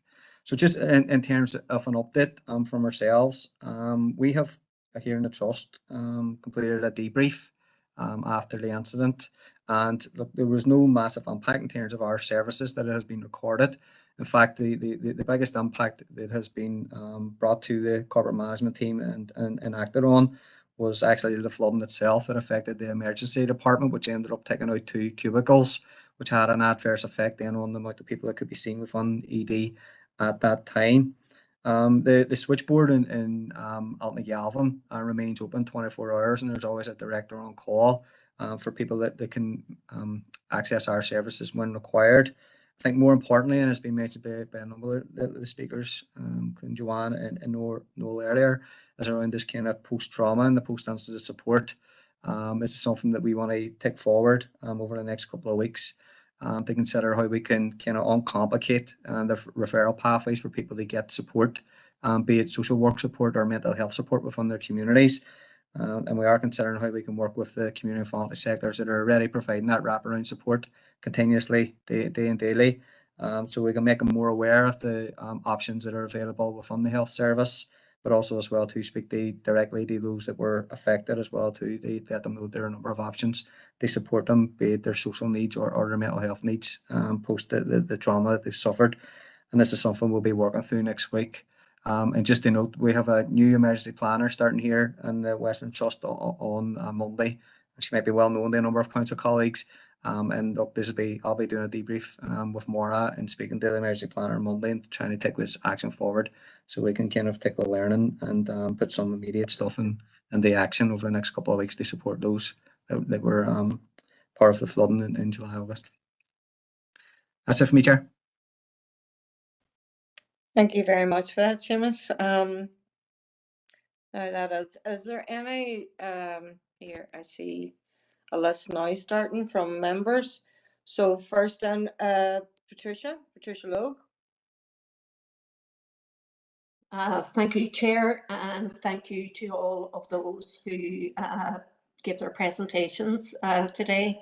I'd just like to, on behalf of Sinn Féin, thank everybody for the work that they carried out during the most recent flooding. I do know that I suppose the warning for the extent of the rainfall was kind of late in the day coming from the Met Office, and my understanding is, I suppose, that they would be the catalyst, the kickstart for all the other emergency services to put their operations to get up and going.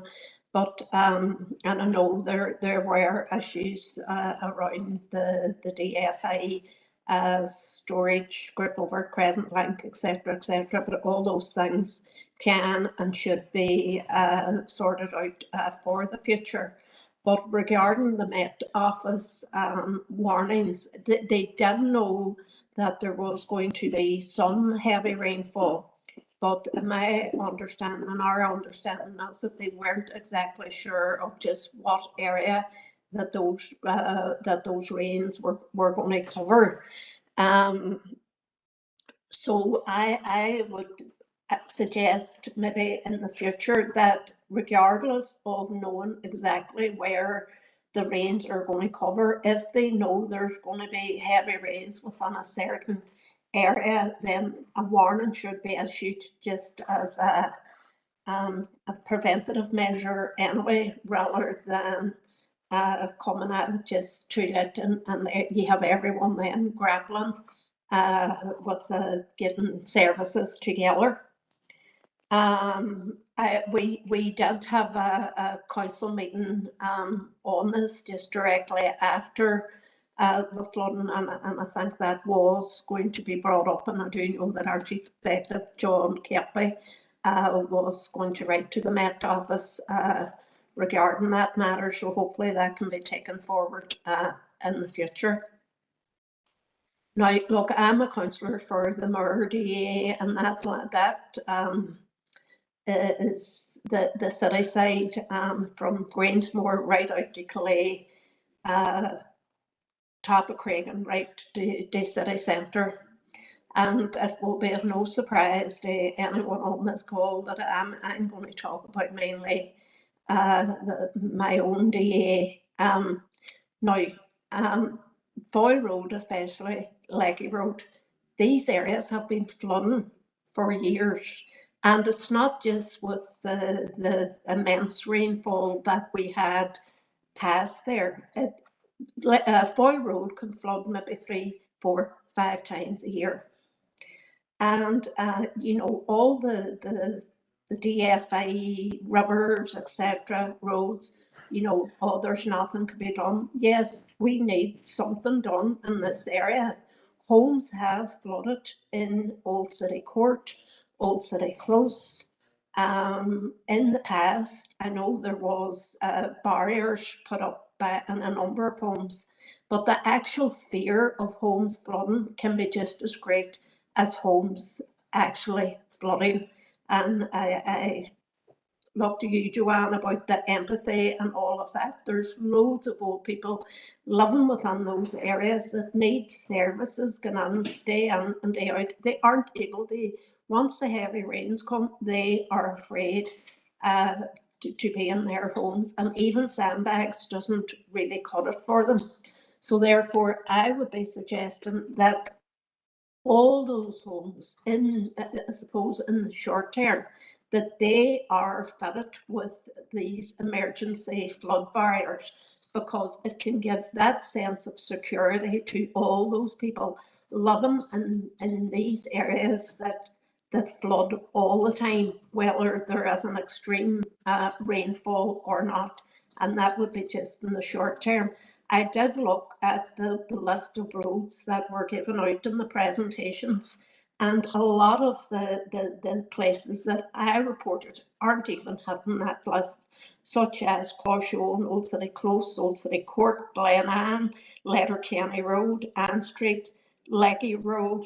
The bar in Leggy Road floods all the time. There was houses in Little Diamond that were actually flooded too as well. And, you know, the water did come under their houses, and it's actual bungalows there, and this has happened a number of times to these people. So obviously work needs to be done to try and help the people in these areas. And I would like to see that the work now that has started in the Ballycoman, that is replicated in all areas of Derry City and Strabane District Council, so that we can, going forward, come up with a collective solution to these problems. But look, I know it's a Friday afternoon, and I know rain has been forecast again. I think there's a yellow warning out again for Saturday, Sunday. So, you know, we will be fast on our telephones again, I suppose. Hopefully no homes will be flooded. But I could nearly bet now 100% that I will be phoning up about Foyle Road, I will be phoning up about Leggy Road, and these are gateways ways to the city with a lot of people living in these areas, and it needs sorted, and I would like to see these included in any plans going forward. So thank you very much. Before, just members, there is a list here of members who would like to speak. So can I just take a few in and then allow the presenters to come back with maybe a group response to your queries. Next speaker asking to come in was Alderman Devaney. Thank you, Deputy Mayor, for allowing me in, and I want to say thank you to everyone who has came here today and give us a presentation of the over the issues and around the flooding on the 23rd of July. And I suppose, Deputy Mayor, it takes us back to 2017 when there was serious flooding as well. And look, you know, I do take on board comments that there was a lot of help from councils and different departments and stuff like that there.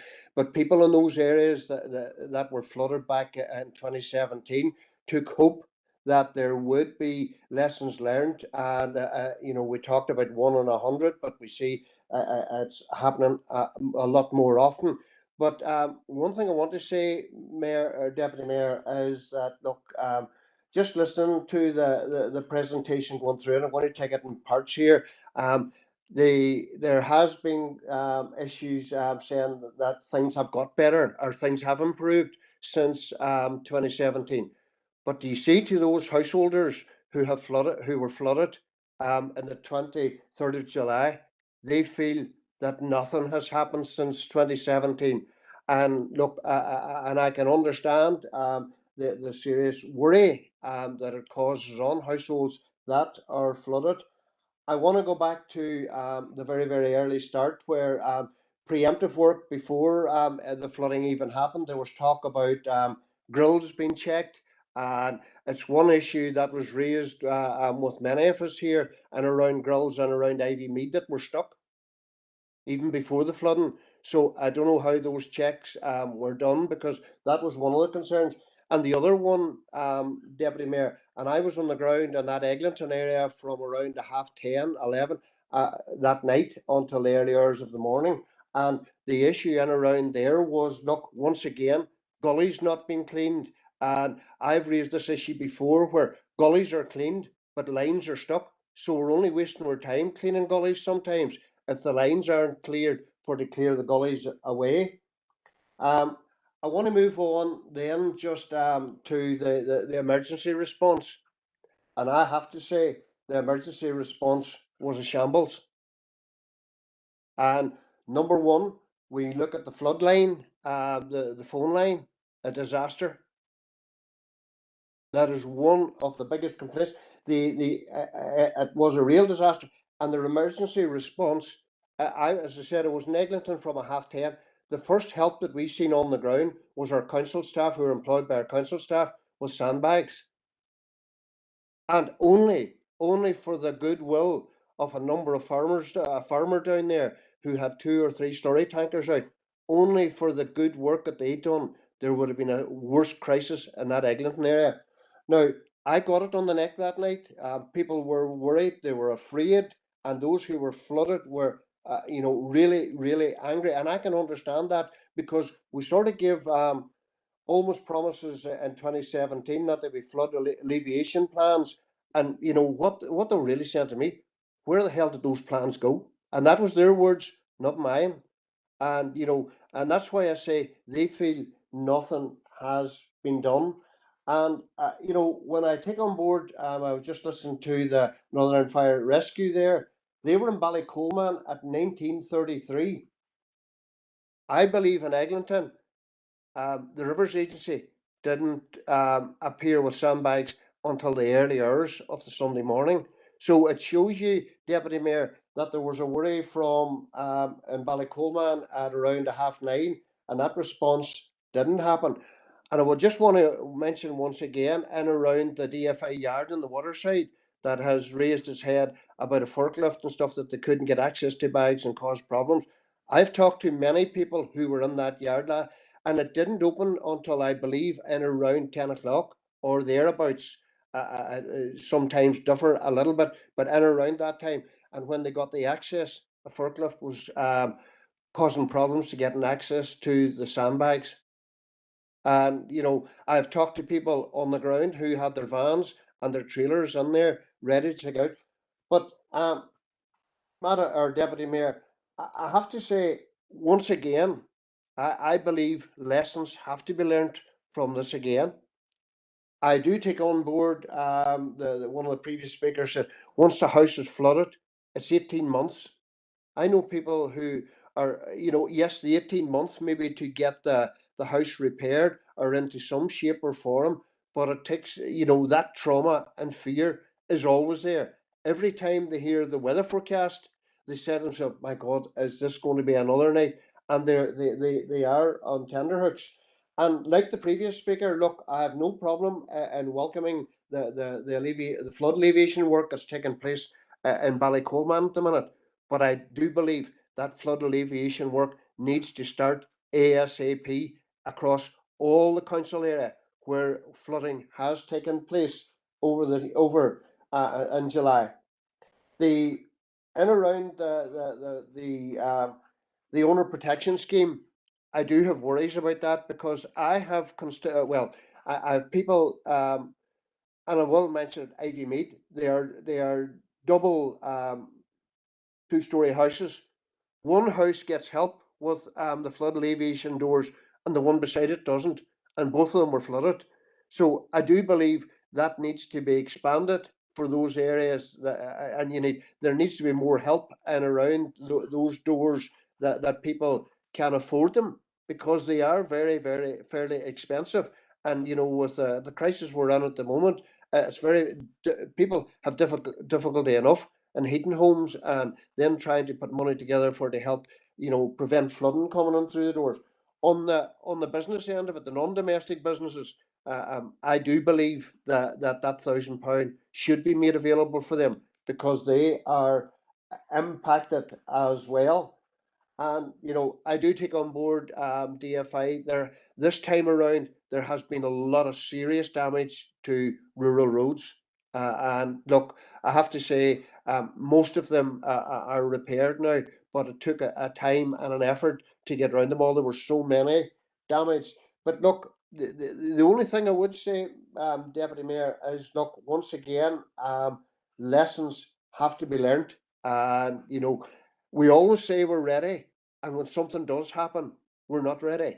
And I think lessons have to be learned from the 23rd of July in around that emergency response, that we have it like a Swiss watch, as they say, ready to go when it's needed. And there are no issues in around sandbags not being able to be accessed or getting responses out on the ground. But thank you, Deputy Mayor, for allowing me in. Thank you, Alderman Devaney. Councillor Maeve O'Neill. Thank you, Deputy Mayor. And thanks to all the speakers and for your contribution and to the response of the floods on the 23rd of July. And I think despite all those efforts and all that has been done and that is being done, we still had a flood disaster on our hands again.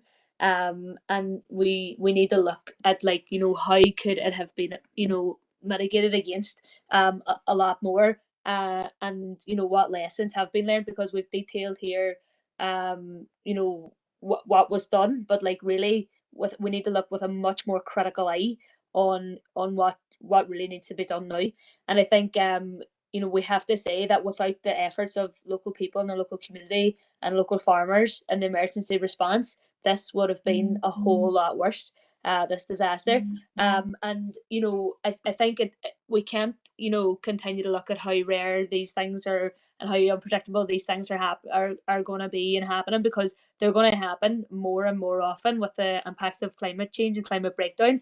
We had a period where of dry weather, which meant whenever the water came, it just ran off the grass, and it made it a whole lot worse. So we're going to have more extreme weather events, so we need to prepare for these. I think questions do need to be asked around the gullies, particularly in the Moor area, and I'll echo the areas that Councillor Lowe brought up, but the gullies there aren't really getting cleaned to the regularity I think that has been described here. Our sewage systems, there was a report this week that we need £1.5 billion of investment into our sewage systems. They just can't cope at all. And a result of these extreme weather, extreme floods, apparently we've had 7 million tons of raw sewage discharged into our seas and into our rivers as well, as a result of heavy rain. And like, you know, in this day and age, that's just really not good enough. We need to, like, that shouldn't be happening. It's harming the health, you know, past the flood, of people here, and of our waterways. I just want to ask a question of the housing executive, Noel, around the flood defences. I know you are looking at flood defences for housing executive houses, but why aren't they in place? Like, particularly in St. Canice's, you know, why aren't air bricks in the homes instead of the vents, which are allowing water to go through? Because when you're battling to stop water coming on the door and then it's coming on a vent, you know, you have a losing battle, really. And I think we also need to ask serious questions around planning as well. You know, when we look at sewage systems and new developments are built. I know in Ivy Mead, the flooding there did not come from any bursting out of the River Faughan this time. The Faughan was fine. It actually came from the sewage systems, which were overflowing and bursting full, which didn't happen in 2017. You know, so we need to look at, like, why is there more there's more load on those sewage systems, and you know, we need to have a serious look at planning when it comes to that, but also planning when it comes to proposals on floodplains. And you know, a department that's not here today is DAERA, because, you know, in a way, farmers are the first point in flood protection. We've listened to DFI Rivers, and these are talking about innovative measures, kind of in looking at, like, flood defense, you know, further upstream. But you know, I think that's common sense measures. Like, we do need to be looking upstream. You know, there's no responsibility on blockages in rivers, which can seriously worsen floods further downstream. Whereas there needs to be a lot more onus on looking at making sure riverways are clear, so that you know, these blockages don't build up and cause worse floods. And I think, you know, the people on the ground are doing their best.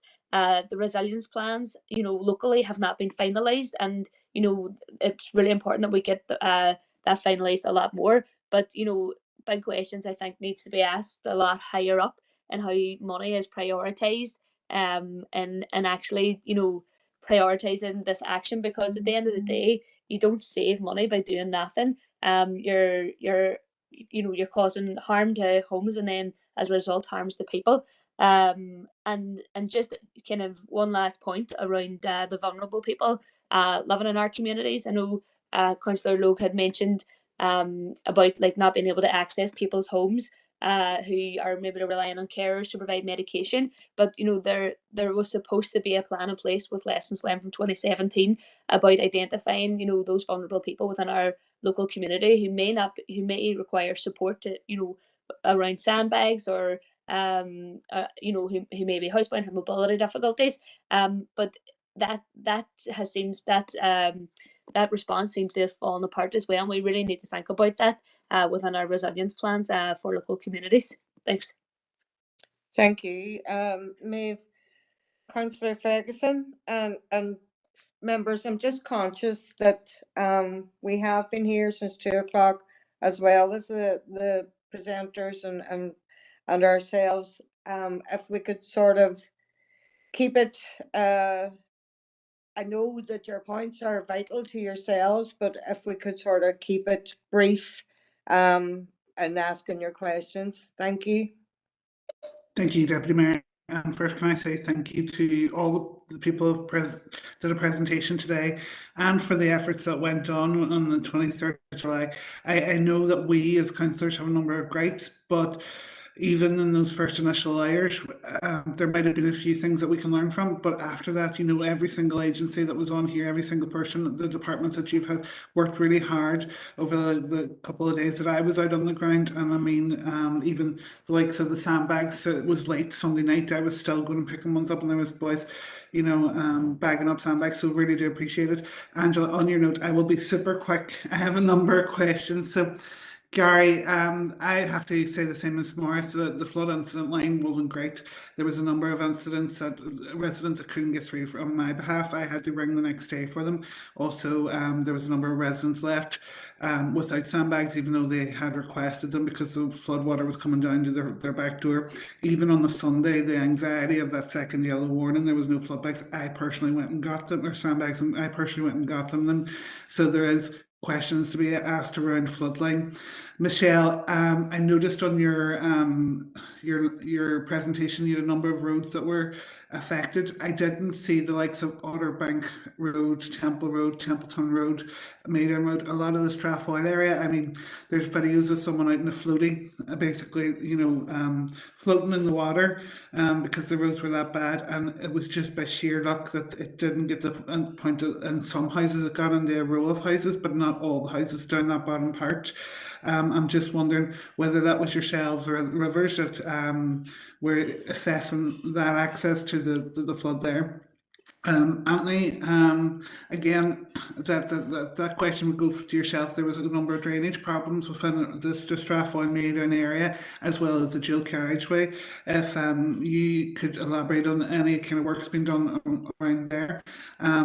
Noel, I think Maeve touched on it. I'm wondering, is there any way, I know you've said that the flood defences you're looking at it now, but that was one of the questions that I got in St. Canice's Park. Why weren't they put on since 2017? I know a lot of the residents privately bought them, and it did help ease that anxiety. And I know you said sometimes people aren't in, but if you are in and you're there and you're seeing this flood come, then that can create a lot of distress when they know that they have something there. So I'd like to know if it's something that you would be considering as those flood defences on all housing executive houses that have previously been flooded, because it's not just about the possibility.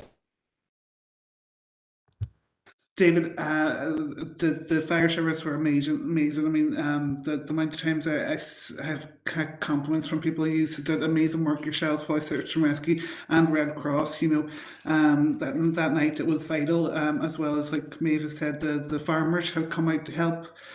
Joanne, I am really interested in you're talking around with Debbie Caulfield, who I know really, really well, and she is talking around the trauma of it all. I know she was hoping to do like a pharmacy around flooding, and the anxiety, because that's what I'm seeing a lot of now is like previous people have spoken, the slightest bit of rain and people are just terrified. I mean, absolutely terrified. So I'm wondering whether you had any information on that, and that would tie in with Seamus and the kind of mental health aspect of it. But Angela, I'll leave it there because I know we're really short in time. Thank you. Thank you, Rachel. And yes, that was to the point. Michaela, Councillor Boyd. Thank you, Chair, and thanks to everybody for taking the time out on a Friday afternoon to come to Council to brief us all. As Patricia said, and I'll not elaborate, but just my thanks to all the emergency services and the response in terms of the Ballycoman and the Strabane situation.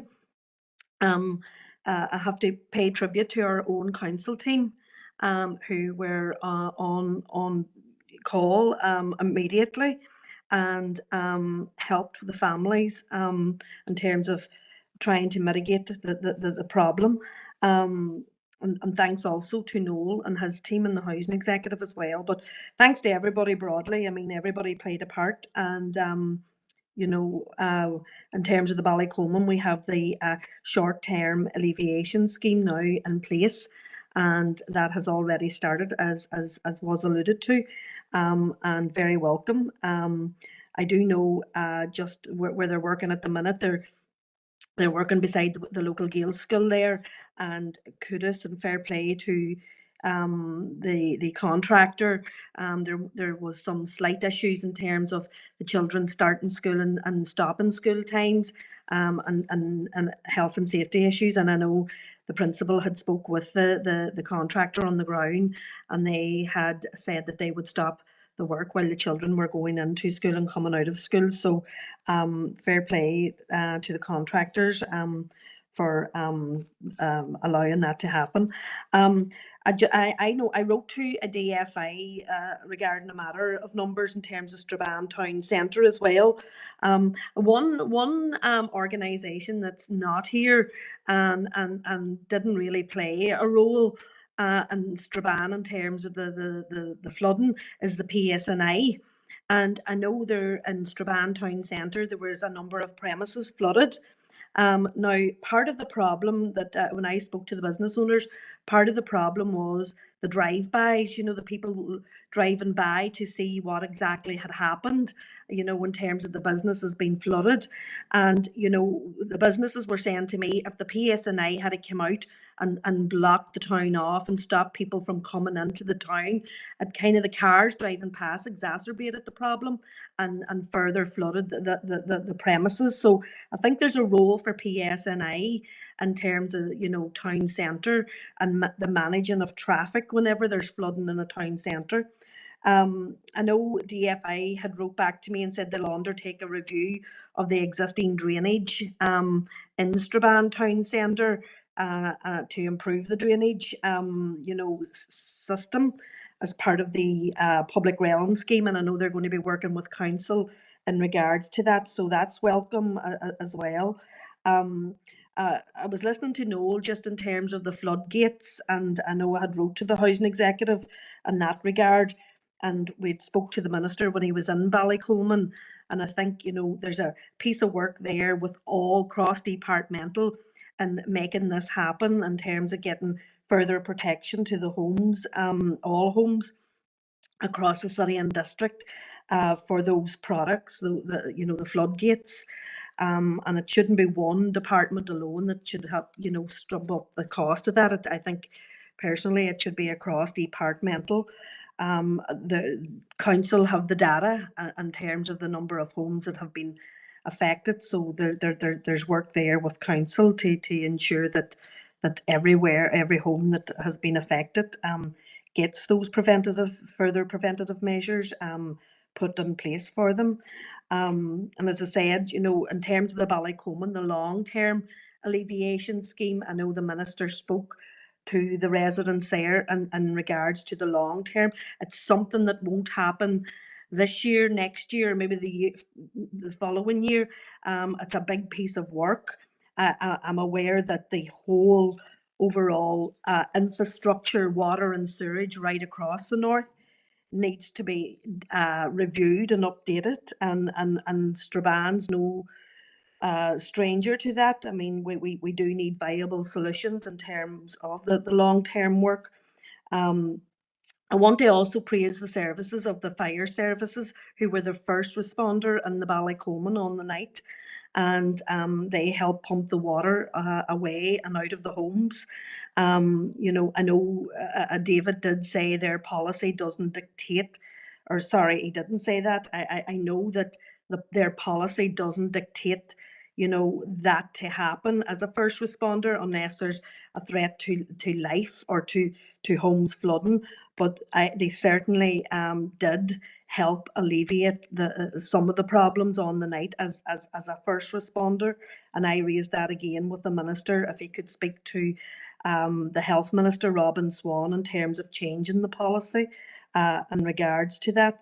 As I said, there's cross-departmental support to these homeowners needs to happen, and I listened to the Red Cross, Joanne there, and thank you very much for your very holistic and approach and the empathy, because you just caught it. When I was on the ground listening to people, you just captured everything that they raised with us as elected representatives, and well done for the work that you do. It's a very humane and emotive work that you do in terms of the issues that people have, the long-term issues. I don't have any questions as such to any of the organisations here. Maybe just to NI Water, to Anthony. I know, Anthony, I wrote to you. I think Noel McNulty from the Housing Executive raised that property in the Ballycolman. There was another property who was at the far end of the site. It was a very isolated and a separate issue to the row of houses that were affected, and it was to do with a manhole in their front garden.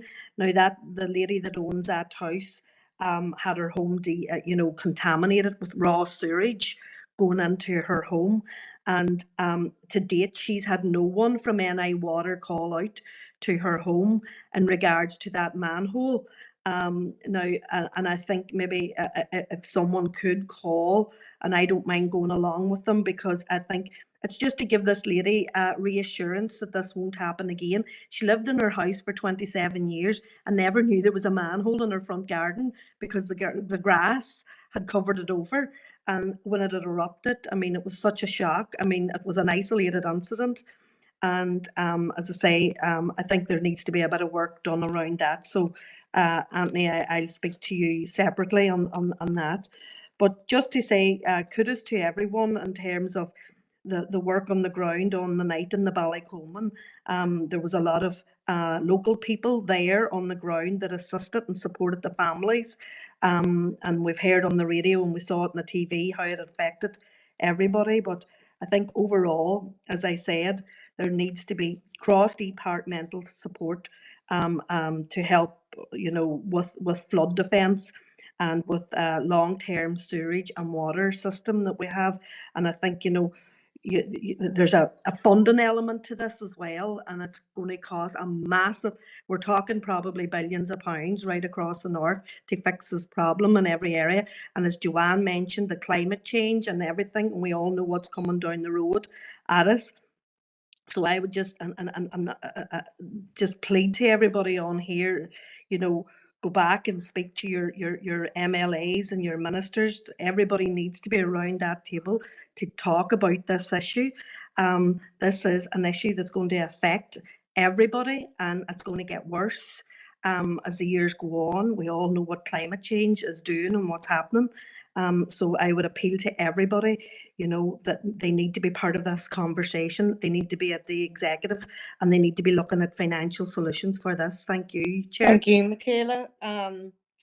We're halfway through, folks. So could we restrict it to questions, please, if possible?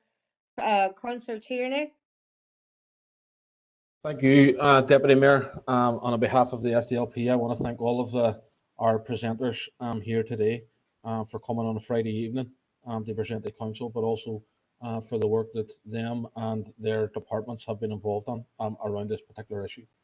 I think since 2017, and when we see these incidents of flooding happen across our city and district, councillors and council officials, either on that evening or on the days following, are visiting homes and trying to offer as much support as they can to residents, particularly around the issues that Joanne from the Red Cross spoke about in terms of the anxiety, and trying to offer that reassurance that we will do all we can to make sure and to try to make sure that that doesn't happen again. Unfortunately, this time that has fallen on deaf ears because these people have been through these incidents so many times before. And if we're being honest with ourselves and trying to resolve these issues, we have to recognise first and foremost that the houses that we visited in 2017 are the exact same houses that we visited only a few weeks ago. And it's repeated incidents in the same areas that is causing this distress and this financial hardship to the people across the city and district that we represent. We suggested at the last council meeting, and I proposed that we have this meeting. And the reason that we wanted to have this meeting was because we wanted to hear directly from the departments in terms of their response on that evening and the days following. But we also wanted to hear in terms of plans going forward to try and address these issues in the long term with a long-term solution. And I welcome the fact that there are measures being put in place within the Ballycolman, and I welcome that, and I hope that provides some reassurance to the residents down there. I visited the Ballycolman in 2020 whenever they had 2 floods within a matter of weeks, and I seen the distress that those residents there faced, and I completely support that work being carried out. But the reality is that this work needs carried out in a lot of different places across our city and district, and as Councillor Boyle said, across the north. Very often when these incidents happen, in my own DEA, there's residents in Gallia Park, in Danesfort, in Sandbank, in Carnhill, who are regularly on the phone to myself and other elected representatives, worried and panicked about this. And Deputy Mayor, you will know about the residents in Culmore as well. But they're often forgot about because there are only a small number of houses in each of those areas. Maybe not as many as in Ivymead or in in Eglinton or in the Ballycoleman. But these people in these areas need looked at as well. I was in Danesfort on the Sunday after the last flood, and the water was running straight over the top of the gullies. It wasn't even stopping. It wasn't. It was just running straight over the gullies. May not have even been there. They were no help to anyone. Councillor Lowe talked about the bungalows in the Little Diamond area, an area which I grew up in. Those bungalows I recall, first flooded in 1993-94. And I'd never recall any flood alleviation work being done in that back lane around those 7 bungalows and the 3 houses in the front row of the Little Diamond. They just have to suffer it every time that there's a heavy rainfall. That's not good enough, and they shouldn't be expected to. So we understand that there's flood alleviation works that need done, but what we wanted to hear today is what we're going to do to try and address them. Is there plans going in to the various ministers at various departments within Stormont to see what we can do to do that. I think we also need to recognise, Deputy Mayor, that without the response of local community volunteers and this council, that we would have been dealing with a lot worse on that particular night. I and many of my colleagues within our own party and across the council we're out in that night trying our best to assist people. But it has to be said, Madam Deputy Mayor, that for the first hour or so, we were almost scratching our heads, not knowing what to do, because we had no access to sandbags and we had no access to actually practically trying to help people.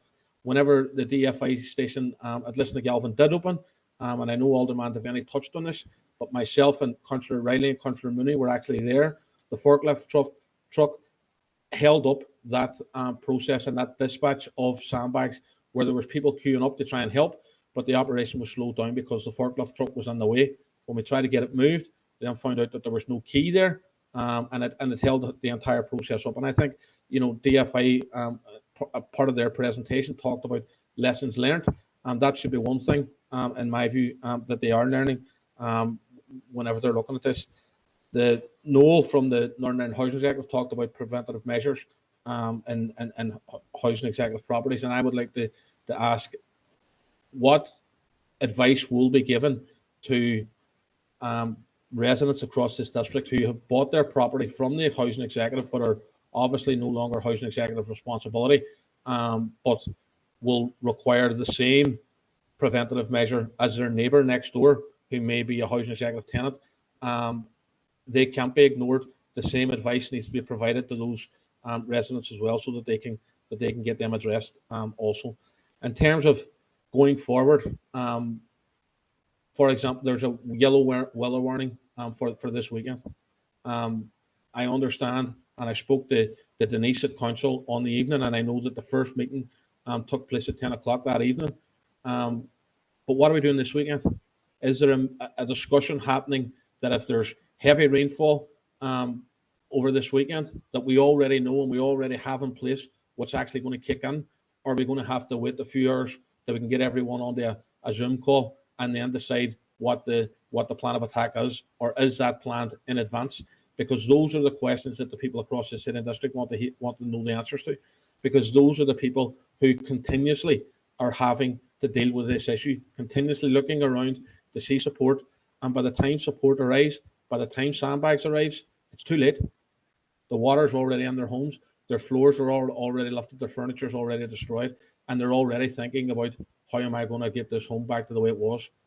And that's where I think we need to be taking this now. Officers of the various departments, Deputy Mayor, may be aware that this will become a standing issue on our Environment and Regeneration Committee. And this is something that I don't think at this stage that we can take our eye off. And we have to make sure that we keep working in partnership with all of the speakers and all of the departments who have attended here today and more, to make sure that we can do all we can to support them departments and asking for the extra money and the extra funding from government departments to make sure that these issues are addressed for once and for all, because people in these houses are putting up with this for far, far too long. But I genuinely appreciate the attendance of everyone here and the work of their departments throughout this period. Thank you, Deputy Mayor. Thank you, Councillor Tierney. Alderman Guy. Thank you, Deputy Mayor, for letting me in. I'm not going to keep you too long, but I just want to thank, on behalf of the Ulster Unionist Party, just want to thank all the agencies that have attended today and presented to us, and thank them for all the work that they have done on the night of the flooding. I'll back up what Alderman Devaney has said, what Councillor Tierney had said, and what Councillor Ferguson had said about slow reactions and how it cost people probably from whether their house flooded or not. But I'm not going to go on about it. I have just a few quick questions here, and that is the Anthony. A lot of residents, obviously, when their house flooded, they will have contacted the emergency flooding line to inform them. But that doesn't necessarily state or record that their house was flooded for future reference. Where should residents contact? They have their house registered as flooded, because there's a guy lives not too far, and Anthony, you know who I'm on about. When he bought the house, he knew it had flooded. It has since flooded twice since he bought the house. He didn't realise that it had flooded 4 times before that. Same with his next door neighbour. They didn't know, and they didn't register. They just phoned up the flooding line, and so it was not, the houses weren't registered at the time. So if you could just let us know where to contact there. He also paid for flood alleviation doors. They have not yet been installed, and his house is flooded again. He did inquire about doors, the actual doors themselves, but apparently they don't want to issue them because they're too expensive. Yet we know that from someone in Ivy Mead who put up the short door at their front door, that the water was coming in through the cavities. And whenever he went upstairs, because he knew there was nothing else he could do because his house had flooded, whenever the water had receded for possibly about an hour and a half, the water couldn't get out of his house because he didn't remove the door, and he didn't even realise the waters had receded then. So they have their pitfalls as well. Joanne, just to ask you, 2 of the guys from the Red Cross took a walkabout Ivy Mead West. 2 good fellas, yep. Give us a lot of information. They spoke about converted mobile homes that the Red Cross possess. Would it be possible to even have one of them stationed in the northwest, so that if something like it, God forbid, that something like this does happen again, but it's handy to put out and help out in the communities there. And thirdly, and the final thing is, obviously, Councillor Tierney was the person who asked for this meeting to take place today. A very worthwhile meeting. I have also asked for one to take place with all these agencies and the residents of the Ivy Mead, at that whole area really in Ivy Mead, and one in Eglinton as well. Now, the council were to deal with that as well, but the one in for Ivy Mead is going to be in the YMCA, and they've come back to me today with, and if you can record this here and get back this way a date, that's Monday the 26th of September or Monday the 3rd of October at 6:30 p.m. on either night. Debbie from Eglinton hasn't got back to me yet with a date, but hopefully she will soon enough, and I'll get it forwarded on these through council officers.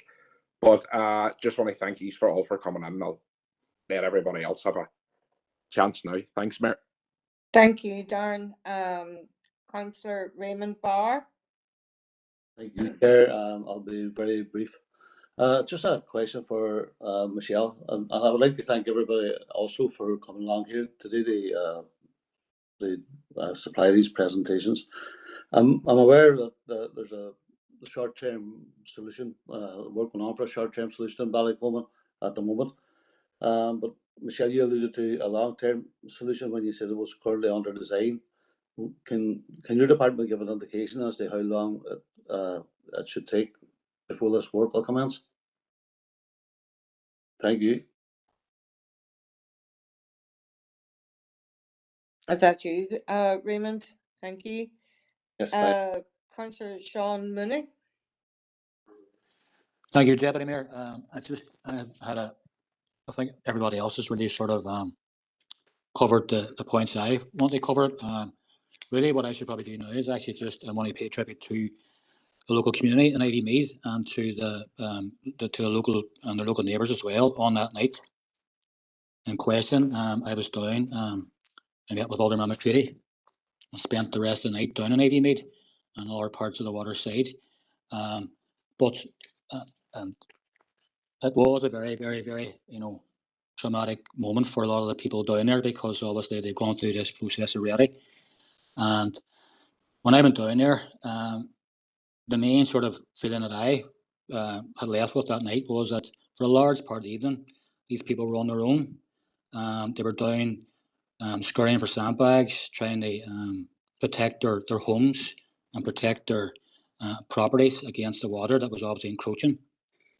But listening through the presentation today and listening from July and looking at the Minister's response and what he was saying when he visited Derry and Strabane and the presentation today, there's one point I picked up that obviously I don't know if it's a negative point, but really maybe the question I should ask is, at the page 12 of the DFI Rivers presentation, it says pre-feasibility studies complete at a number of locations, including Eglinton and Drumahoe. So obviously there's a pre-study before we even have a feasibility study. But once the feasibility study is actually carried out, really what I want to sort of understand is there a possibility that, the study could come back and a recommendation could be put to the Minister that might say these works are unviable? And if that was the case, what would happen in that? If that was the recommendation that came back, and what would happen then? I think it was probably Gary, that was from DFI. But Deputy Mayor, I just like to pay tribute to the local communities and to the people who came to help on that night. Thank you. Thank you. There's 3 more speakers, and then I'm going to have to let the statutory bodies in to reply to questions that have been asked. Alderman Hussey.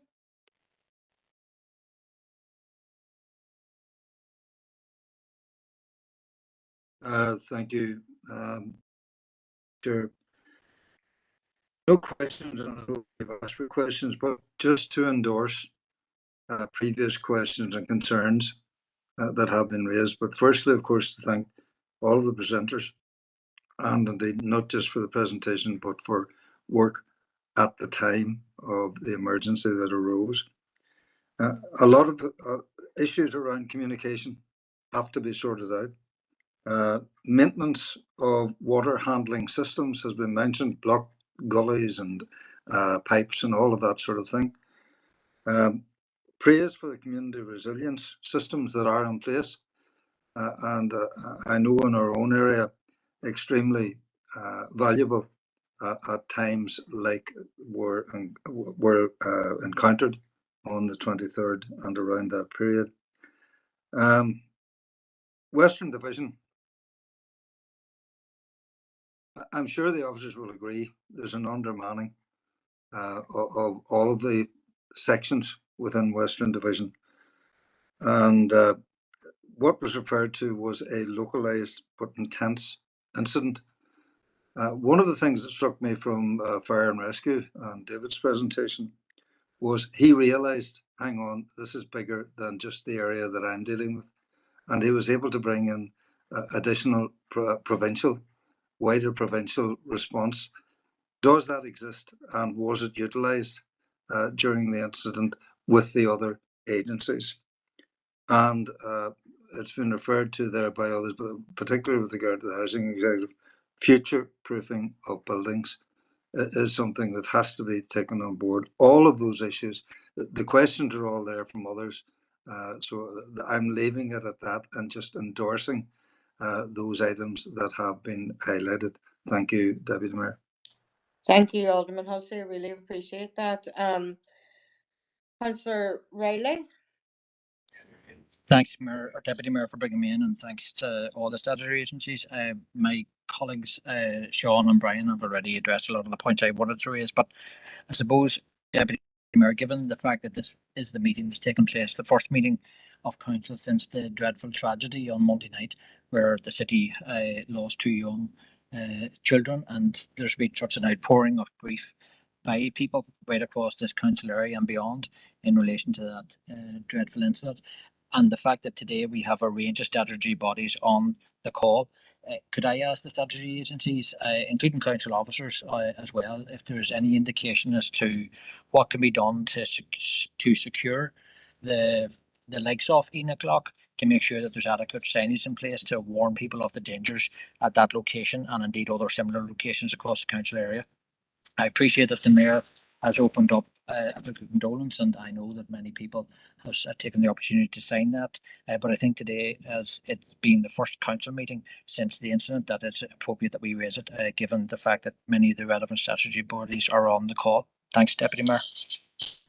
I agree with you there, Councillor Riley. I do think, given the day that it is, yeah, it is, and because all the statutory bodies are here, it is a very appropriate question. Our final speaker is Alderman Breslin.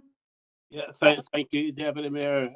I would like to welcome all the different bodies here today. And the one thing that I just want to mention is I'm on about Coronation Park and Sail Mills. There's a pathway from one end of it to the other end of it, and the gullies on that path is completely blocked. And if it rains again, the row of houses will be flooded. And there nowhere to the ceiling there. There still has nobody has looked at them. So that's all I want to say is Coronation Park and Sail Mills. Thank you.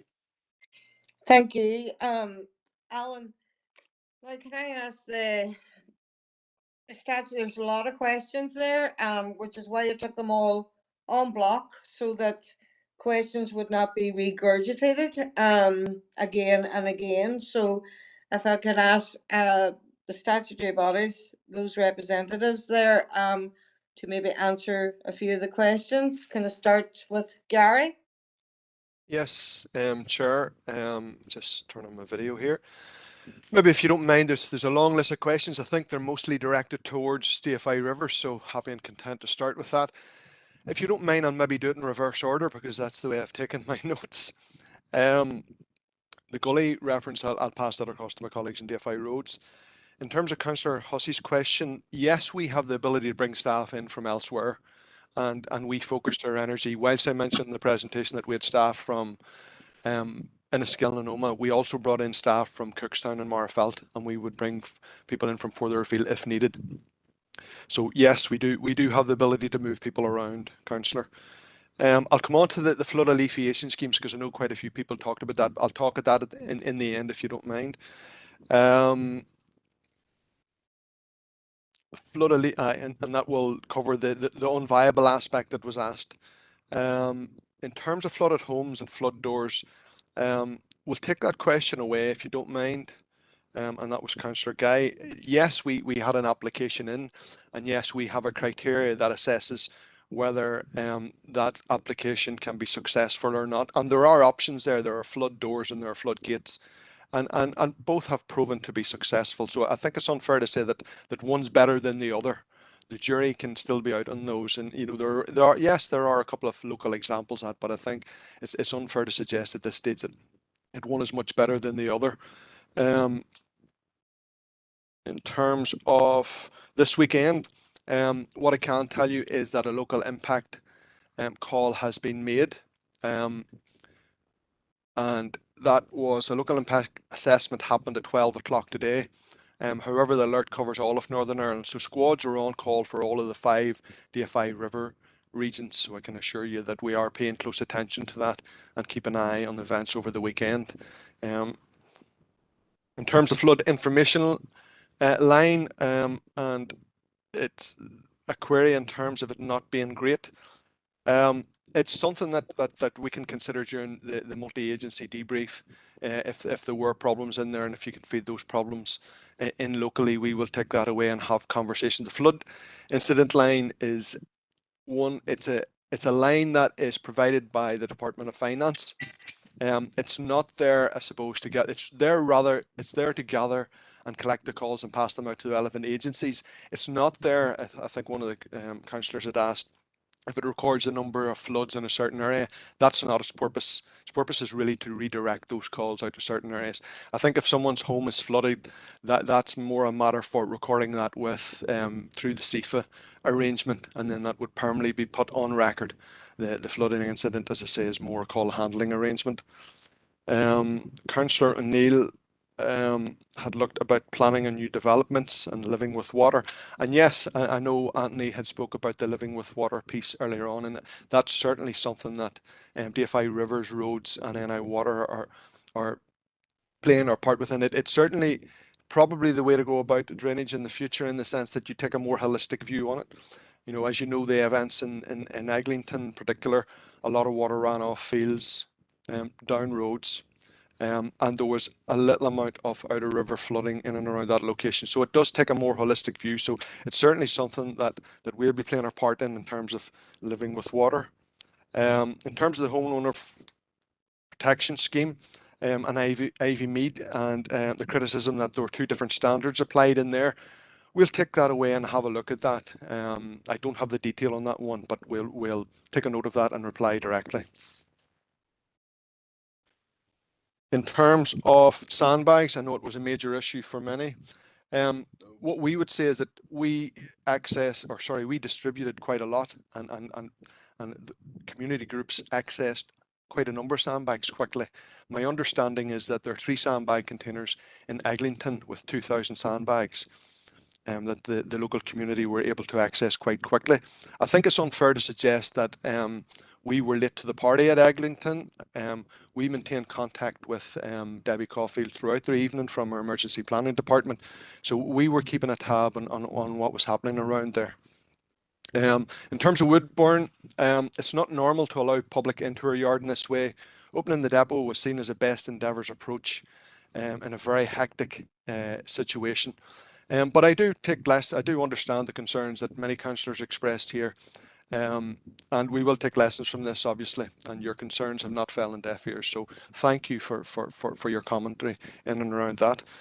If we look towards the Met Office, I think there's an early commentary in and around the Met Office, and the Met Office perhaps not providing sufficient warning.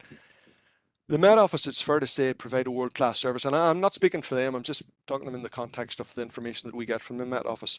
They do provide a world-class service and have access to some of the best computing in the world, but thunderstorms are very difficult to predict. And if I can give you an example, you know, on Sunday the 14th of August, we received an Amber Alert, although there are no flooding calls. And there was a band of rain, very heavy rain, that moved right across from 5 Mile Town right up to Coleraine. And in the event, so it's very, very difficult for them to predict how they fall out. Yes, we can have people at every depot, but it's difficult to move those. Well, it's not difficult to move those people around, but it's difficult to know where this falls out. So we believe that we did react quickly and appropriately, and had an appropriate community resilience piece in place. But the fact remains that heavy torrential rainfall as a result of the thunderstorm activity can quickly overcome the infrastructure. And I think a point was made, and there was conversations there about gullies and infrastructure and roads infrastructure. I mean, these pipes are very, very small. The sheer volume of rainfall that fell there, there's an inability to cope with that amount of rainfall. I hope I've covered most of the points. Just turning to the flood alleviation schemes. The flood alleviation schemes have progressed past feasibility stage. They're now at design stage. But I think it's important for that you as councillors understand that the development of these schemes need to be understood. There are many stages in the development of them, and they're not just about building large-scale concrete structures. They involve a lot of detailed consideration. A period of 5 years is not an abnormal amount of time. Schemes of this nature are known to take some time, and this is recognised the world over. The schemes are designed to last until or in and around 2080, and they take account of climate change. They do have to be economically viable, and I'll come to that in a minute. They do have to be fit for purpose, and they do have to stand the test of the time. With regard to the schemes for Drumahoe and Eglinton, we have found in processing the information in relation to those schemes that it has been difficult up to now to provide economically viable schemes for both areas. But what we are doing is we're using the detail from the latest events to feed back into this process for an up-to-date analysis, and it's hoped that this work can be closed out by the end of the year. The Minister's publicly stated that. I think there was a question in there about what happens if they're not viable, if they're not economically viable. It's very difficult to answer that one until we see what our experts have told us in and around the causes and effects of those floods in and around Eglinton and Ivymead. Is there an alternative? I think there was another conversation about Ballycolman. Well, you're doing something at Ballycolman, but you're not doing anything for Ivymead nor Eglinton. I think it's important to state that the scale of these two schemes are vastly different. The scale of the schemes in and around Eglinton and Drumahoe, certainly the longer term schemes, are of the order of £3 and £5 million. So they're larger schemes. If there was something that we could do in the shorter term to alleviate flooding, we would do that. But for the time being, we need to take expert analysis on board, and we need to ensure that anything we do can last for a considerable period of time. You know, you've talked a bit about climate change in there. These schemes will be designed with that in mind for a long period of time. I hope I've covered most of your questions, but if I haven't, I apologise, and I'm happy if you want to redirect those offline to Rivers, and we can take those away and have a look at them. So maybe if I could pass some of the other questions across to my colleagues. Thank you. Thank you, Gary, for that. And I know that Noel McNulty must actually leave the meeting. So if nobody else minds, can I bring him before anybody else? Thank you. Thank you, Chair. No, my car's in getting service, so I have no car. I'm depending on a lift today. No, I think the two queries that really, the main one I had was about flood from a couple of councillors, was about flood defence systems and water access and through ventilators into certain properties. As I said, the area manager has been off for the last 5 weeks. He's back on Monday, so we will be having a meeting with myself and the regional manager next week about flood defence systems. I've looked at them on the internet. They can be quite expensive, but I mean, taking into account the trauma that the flood has caused to people's lives, I don't think it's expensive at all. But we will have to be meeting and look at the different types. The other thing as well is initially we will be doing them to our own properties. If it is when we decide, I imagine, to do it, we'll be doing them to our own properties. Now, as regards owner occupation and properties are private renters, we have no plans at the minute to provide any flood defence systems to those, unless we can look down the line a joint up approach with the other agencies and see if we can maybe share the financial burden of doing that. And as regards the ventilators, water access and through ventilators below ground, etc. I mean, I'll arrange to get an inspection done by the maintenance office of all the properties that were affected by the floods this time, and if that is the case, then I will arrange to get them blocked up.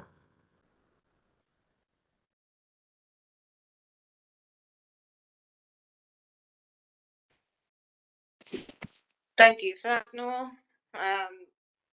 Thanks very much too for your presentation earlier. Is there any of the other representatives here would like to answer their questions?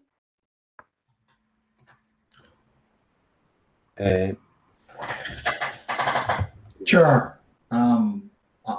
It's Davy McCulloch. I'm head of wastewater. Obviously, I've accompanied Anthony to the meeting, and I think there's a few queries there directly for Anthony that I'll let him reply to if he, when I get finished. But there was a few sort of general topics that I wanted just to make comment on around the questions. The very last question, the very poignant one with regards to the young lads that lost their life. Northern Ireland Water have a policy with regards to the use of their land and particularly their water bodies, recreational policy.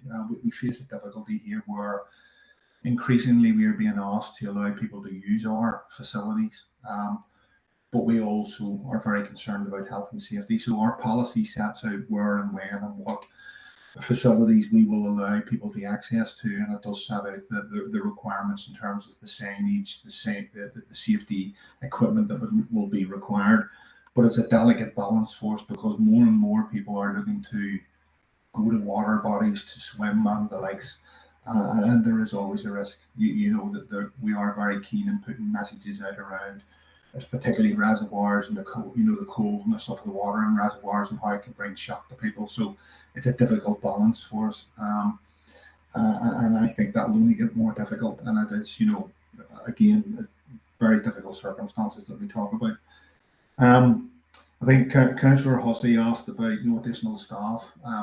We have staff 24/7. Whilst we work in areas, we do have that ability to move staff across from one area or from across the other part of the country into assist the teams when that's needed. And the operational managers on the day or on the night have the responsibility, the authority to call in whatever resources they require. So that is there, and that's been recognised for a long time. I think just to on the back of preparation, Gary was right. I myself sat on the call earlier on. Whenever now we receive a yellow weather warning, there will be an impact meeting with all of the stakeholders in attendance, whether it be in a localised area or as it was this morning in for the entire country. So we will try and put in place preparations to prepare ourselves. So from a water services perspective, we will go out and ensure that no flooding hotspots where we're responsible, that we try and ensure that our equipment is working right in the pumping stations and everything is that they're up and running correctly. So we do try and do that. Unfortunately, the flooding that took place, that notification wasn't there, so that was difficult to do. So one of the learning lessons that we've had from the many flooding events we've occurred across the country is, yes, prepare in advance. When you know what's coming, get your staff on the ground, get your assets and the areas checked to ensure that the systems are optimized to deal with as much as they can. Unfortunately, the scale of the rainfall event, the systems that we designed and maintain are just not capable of dealing with that, and that is a topic that is a as a country and as a sort of we have to understand how we're going to deal with the change and impacts of climate change, because the types of rainfall that we're seeing now are more probably better dealt with the large drainage channels that you would see in the likes of parts of Europe and the likes, and we simply don't have that. We try and put everything into a small contained pipe, which makes it more difficult. And I think when we start to look with living with water for the Derry area, that might look to see how we can better manage the flow of water across the various parts of the catchments and maybe make improvements that way. But that will certainly be a joint departmental exercise. So hopefully that will bring some benefits into the future. There was a question around the floodline, which Gary responded to. Floodline is there. Obviously, in the past, people would have contacted individual agencies to be told, well, that's not our responsibility. And I think we moved to floodline to try and ensure that at least we took the call, and then hopefully that the call was passed to the appropriate organisation. We don't always get it right, and I think we have to hold our hands up in that, but that was an exercise to try and ensure that the flow of information was smoother and that it went to the appropriate authorities, and we continue to try and improve that. And like everything else, there will be continuing meetings around any flooding event to see what lessons can be learned and what changes we can make across all of the agencies to improve society's the impact on society out there, because we do recognise flooding is a difficult thing to manage, and it does sit with you for quite some time. The difficulty about properties that are flooding, some people just don't want to accept or to openly admit that their houses is flooding because of the difficulties that they could have with regards to selling their own property. So there is a difficulty there that we recognise, but You know, anything that comes through ourselves, we will go through an investigation to ensure that it has flooding, then it will go onto our register, and we maintain a register of flooded properties within Northern Ireland Water. Let me see, there was a couple of other points that was there. I think a very strong point made about planning. What I would say is Northern Ireland Water, where they get the opportunity, will review new developments. And on a number of occasions, we have opposed new developments. And there has been instances where our advice has been ignored, and developments have been, and I'm not saying, you know, I'm not saying specifically in the Derry area, but there have been instances where we have said no, and the planning permission has been granted. There is a conundrum there for again, all of us to understand the need for new housing, but also the impact of building on floodplains and the likes. And then just one last point, because I see one of the councillors is looking to sort of maybe come back at me on something. There was a comment made around 7 million tonnes of raw sewage. That is factually incorrect.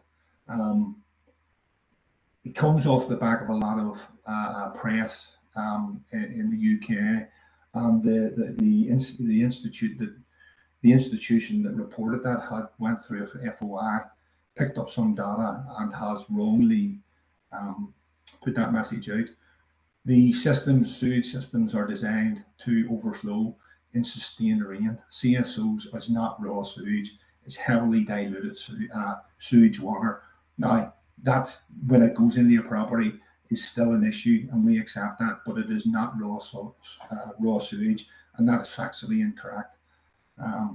That was the sort of general points that I picked up, Anthony. I don't know if you wanted to speak on the more general points, more specific points, sorry.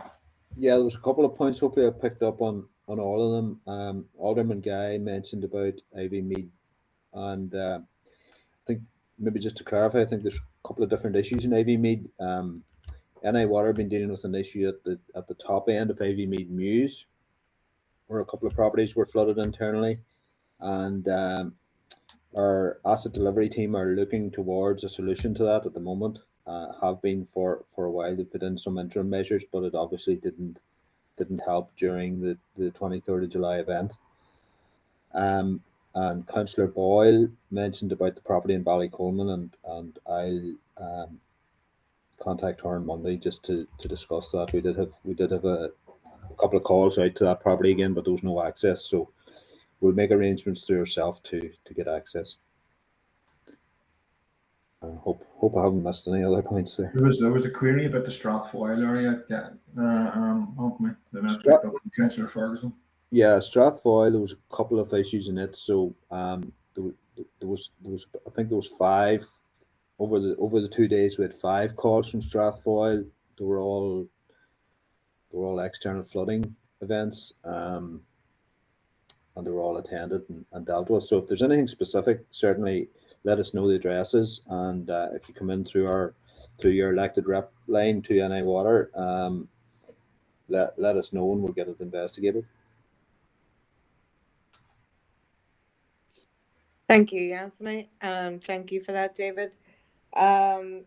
Representatives Joanne, Michelle, or Robert, have you questions to answer there?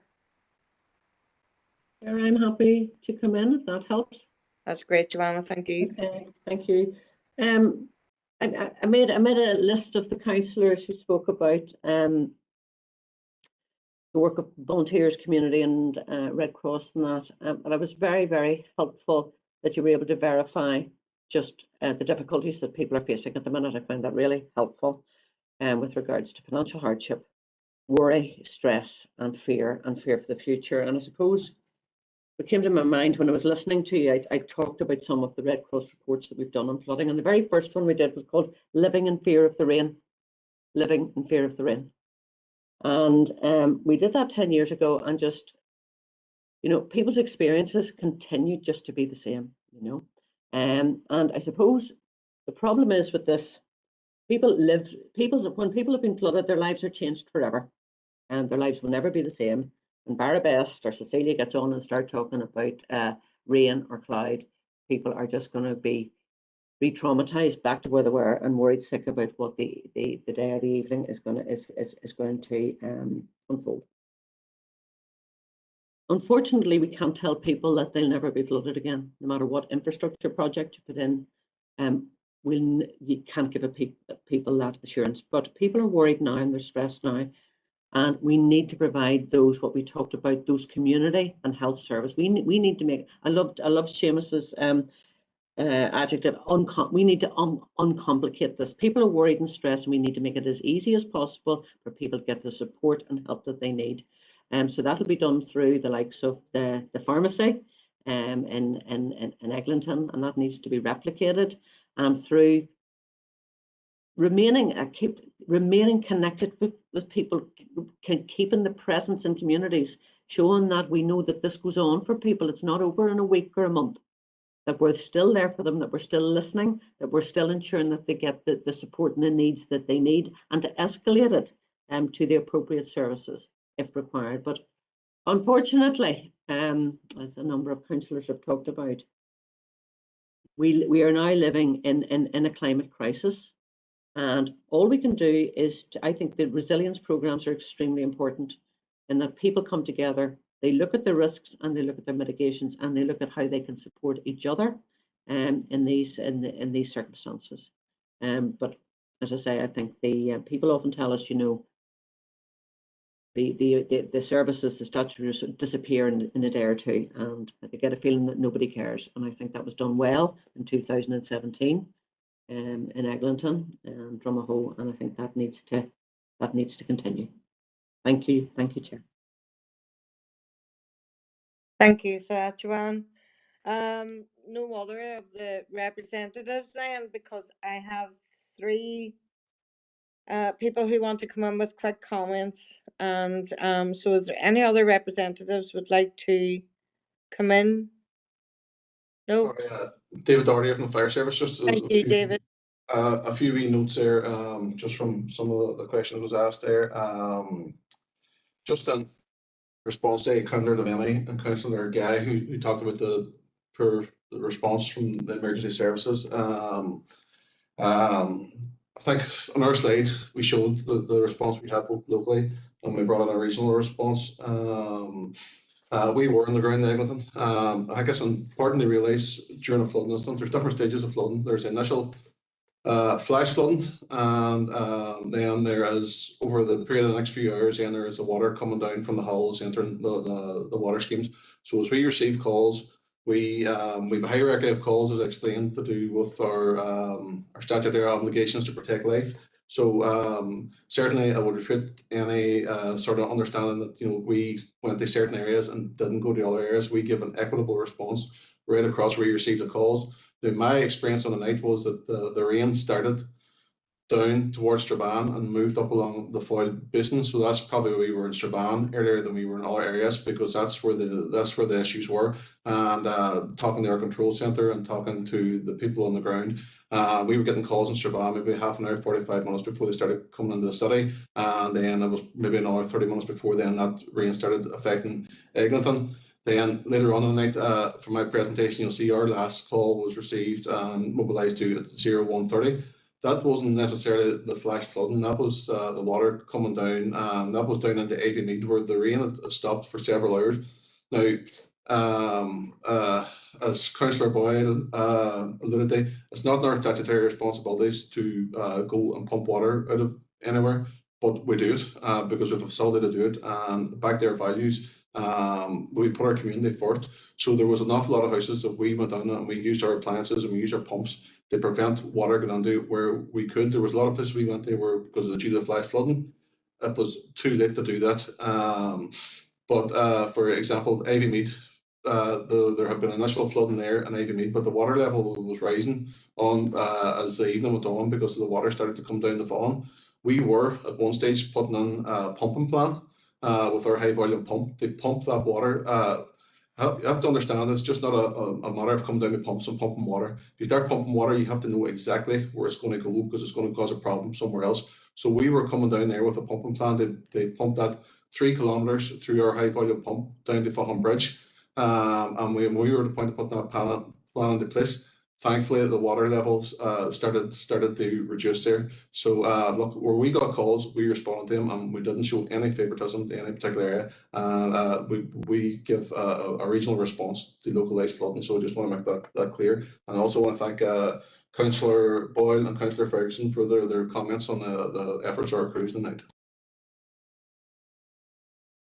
Thank you for that, David. And I honestly did not pick up anywhere that there was a hint of possible preference to any particular area than another. Robert McCartney, do you have any answers of the questions that were raised earlier? Yes, thank you, Councillor Dobbins. Yeah, it was just really to just pick up on a couple of general queries that various councillors have raised. Just to clarify, first of all, that the roads that we've listed in our presentation, those are actually roads that were damaged by the floods, either by the surface being damaged or the side support of the road being damaged. It didn't list roads where there may have been flooding on the road and then that water was dealt with or dissipated. So it was just to clarify that point. In regards to the cleaning of gullies, our current policy is to clean all the gullies once a year. Now, in the Derry and Strabane area, we have approximately 50,000 gullies. So we got through those 50,000 before the year end. And, we could have stopped there, but we decided that we would continue to concentrate resources in areas where there had been historical flooding, and we continue to clean gullies. And as you see from our presentation, we this up to July of this year, we cleaned in the region of 70,000 gullies. But as was mentioned by other speakers, gullies are there to drain the road, and they have a relatively small pipe that connects into the rest of the global drainage system, if you want to use that term. And when you get heavy rainfall, like we experienced on the 23rd, the road gully system is not designed to deal with that volume of water in such a short period of time. And I say to address that issue, it's going to be a massive undertaking. It's going to take global resources to be brought to bear to try and address what is effectively the effects of climate change. I think it was Councillor Barr asked about the Ballycoleman long-term solution, how long it's going to take. I think the Minister mentioned in an Assembly question that it's likely before it's likely to be 2024-25 before the scheme is ready, and that will be subject, whether or not that progresses will be subject to funding be available at that time. And it obviously wasn't in a position to give that assurance at this stage, but I can assure all councillors that the long-term scheme for Ballycoleman is the design of it is moving at pace. Because the cost of it, it'll have to go to external procurement, and there's a significant period of time involved in that.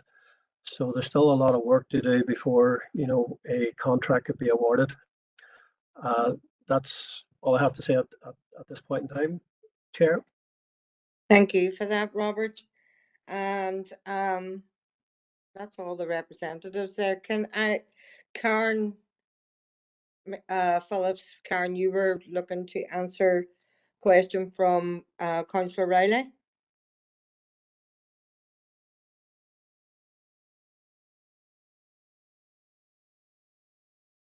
Karen, are you online?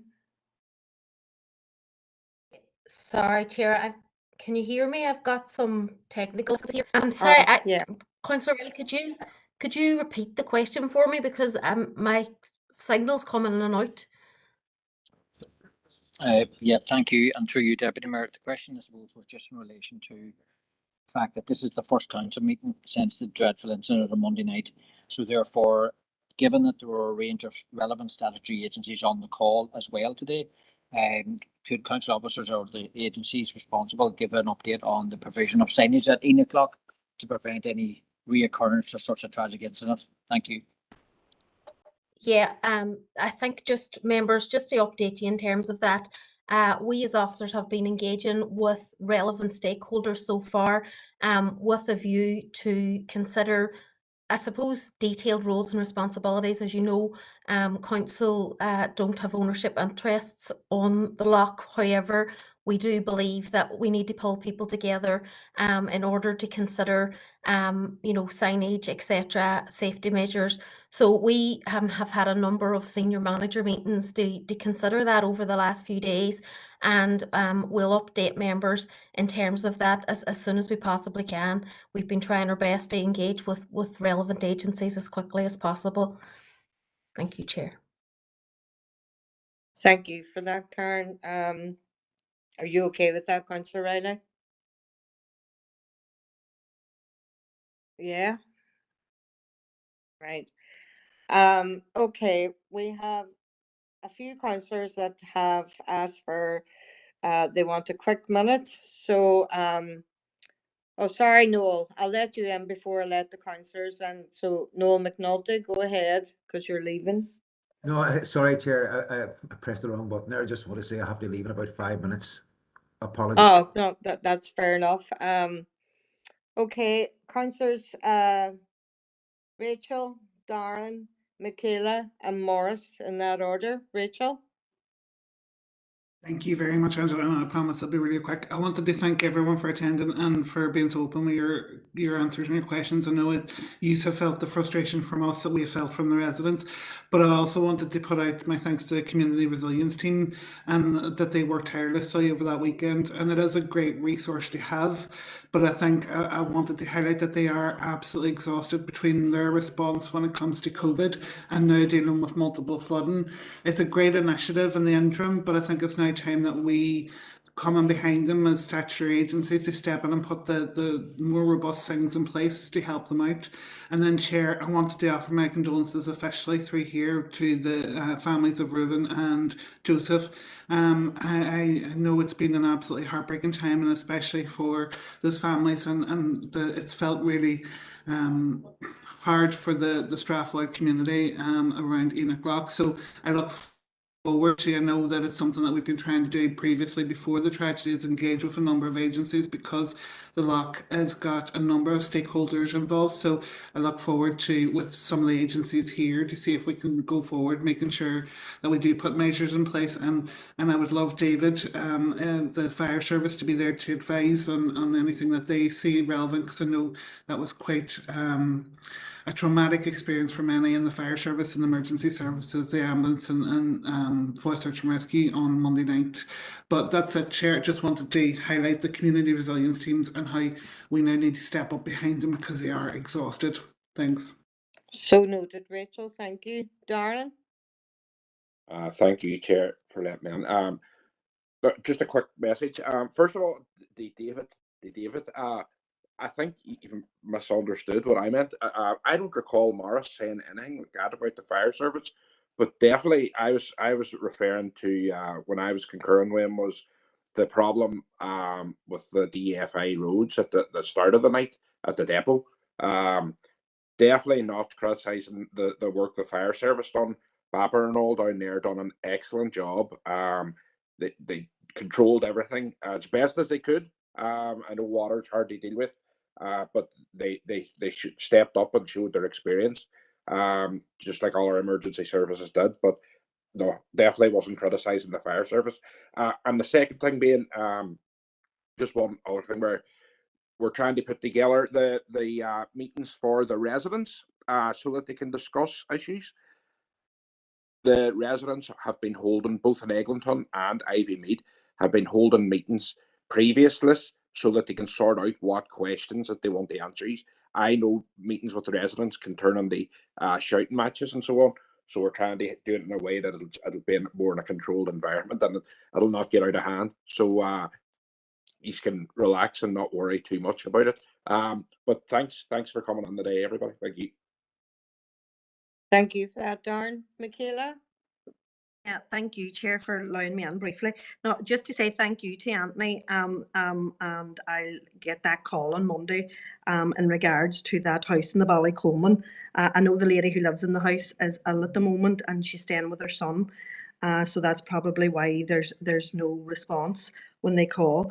And just, I know in terms of, in response to David, I know he was referring to the wider media, and I did mention raw sewage, and that's what it smelt like in the house. I know David referred to it being diluted or dissolved, but in a small space in a house it did smell like raw sewage. It actually smelled like excrement. So but I do appreciate he was referring to the wider media, but I just wanted to clarify that because I used the term raw sewage in that lady's home. So no, thank you, and thanks to everybody on the call here this afternoon.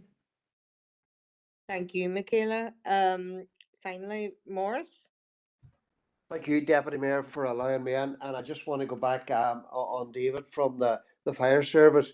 David, not at all, not was I saying that there was preferential treatment. What I was getting the point at was you were on the ball at around 7:30, carrying out your emergency work. And I want to commend you on the work that you've done on that evening and into the early hours of the next morning. What I was getting at was how quick you were at the emergencies and other agencies. Well, I would say, as I said, they weren't there well later on, and some of them into the early hours of the next morning, and I stand by that. So I do, despite some saying they were there in places early. But David, no reflection on the fire service and preferential treatment. Just want to clear that up. And I just want to say once again, see the community effort from neighbours, friends, and relatives on that evening and the next morning, well into the hours of the next morning and the next day. Unbelievable to see communities working together. And look, just on back, just because the tragedy of the two young boys down at Dina Loch has been mentioned, just on behalf of the DEP, publicly, I would like to pass on our condolences to the two families. Very, very difficult time for them. And all I would ask is that if council, if possible, can get out on their media outlets the dangers of using our waterways, just to warn people about the difficulties they can get into when using waterways. But thank you, Mayor, or Deputy Mayor. Thank you, Morris, for that. Folks, if there's no other speakers? No? Right. Can I just, as Deputy Mayor, on behalf of Council and the Mayor who couldn't make it today, can I just say a huge thank you for all the representatives who have attended this meeting. I know it wouldn't have been easy. There's a lot of criticism, but it is constructive criticism, and in my belief, and I do say we should be able to move forward from this. So therefore, a huge thank you to yourselves for attending this meeting. Members, I think that is it. Denise, is there anything further? No, Angela, I have nothing further to add. Just to advise members, obviously there is a weather warning out for tomorrow. There has been a pre-impact assessment call today, as some of the statutory partners have alluded to. So all the agencies are on high alert, and hopefully members will not hear from me over the weekend. You might hear from us, but okay, members, thank you very much for the attendance, and have a nice weekend and safe weekend. Right, thank you. Thank you. Thanks. Thank you. Thanks, Angela. Hope not to hear from you, Denise. Thanks, Angela.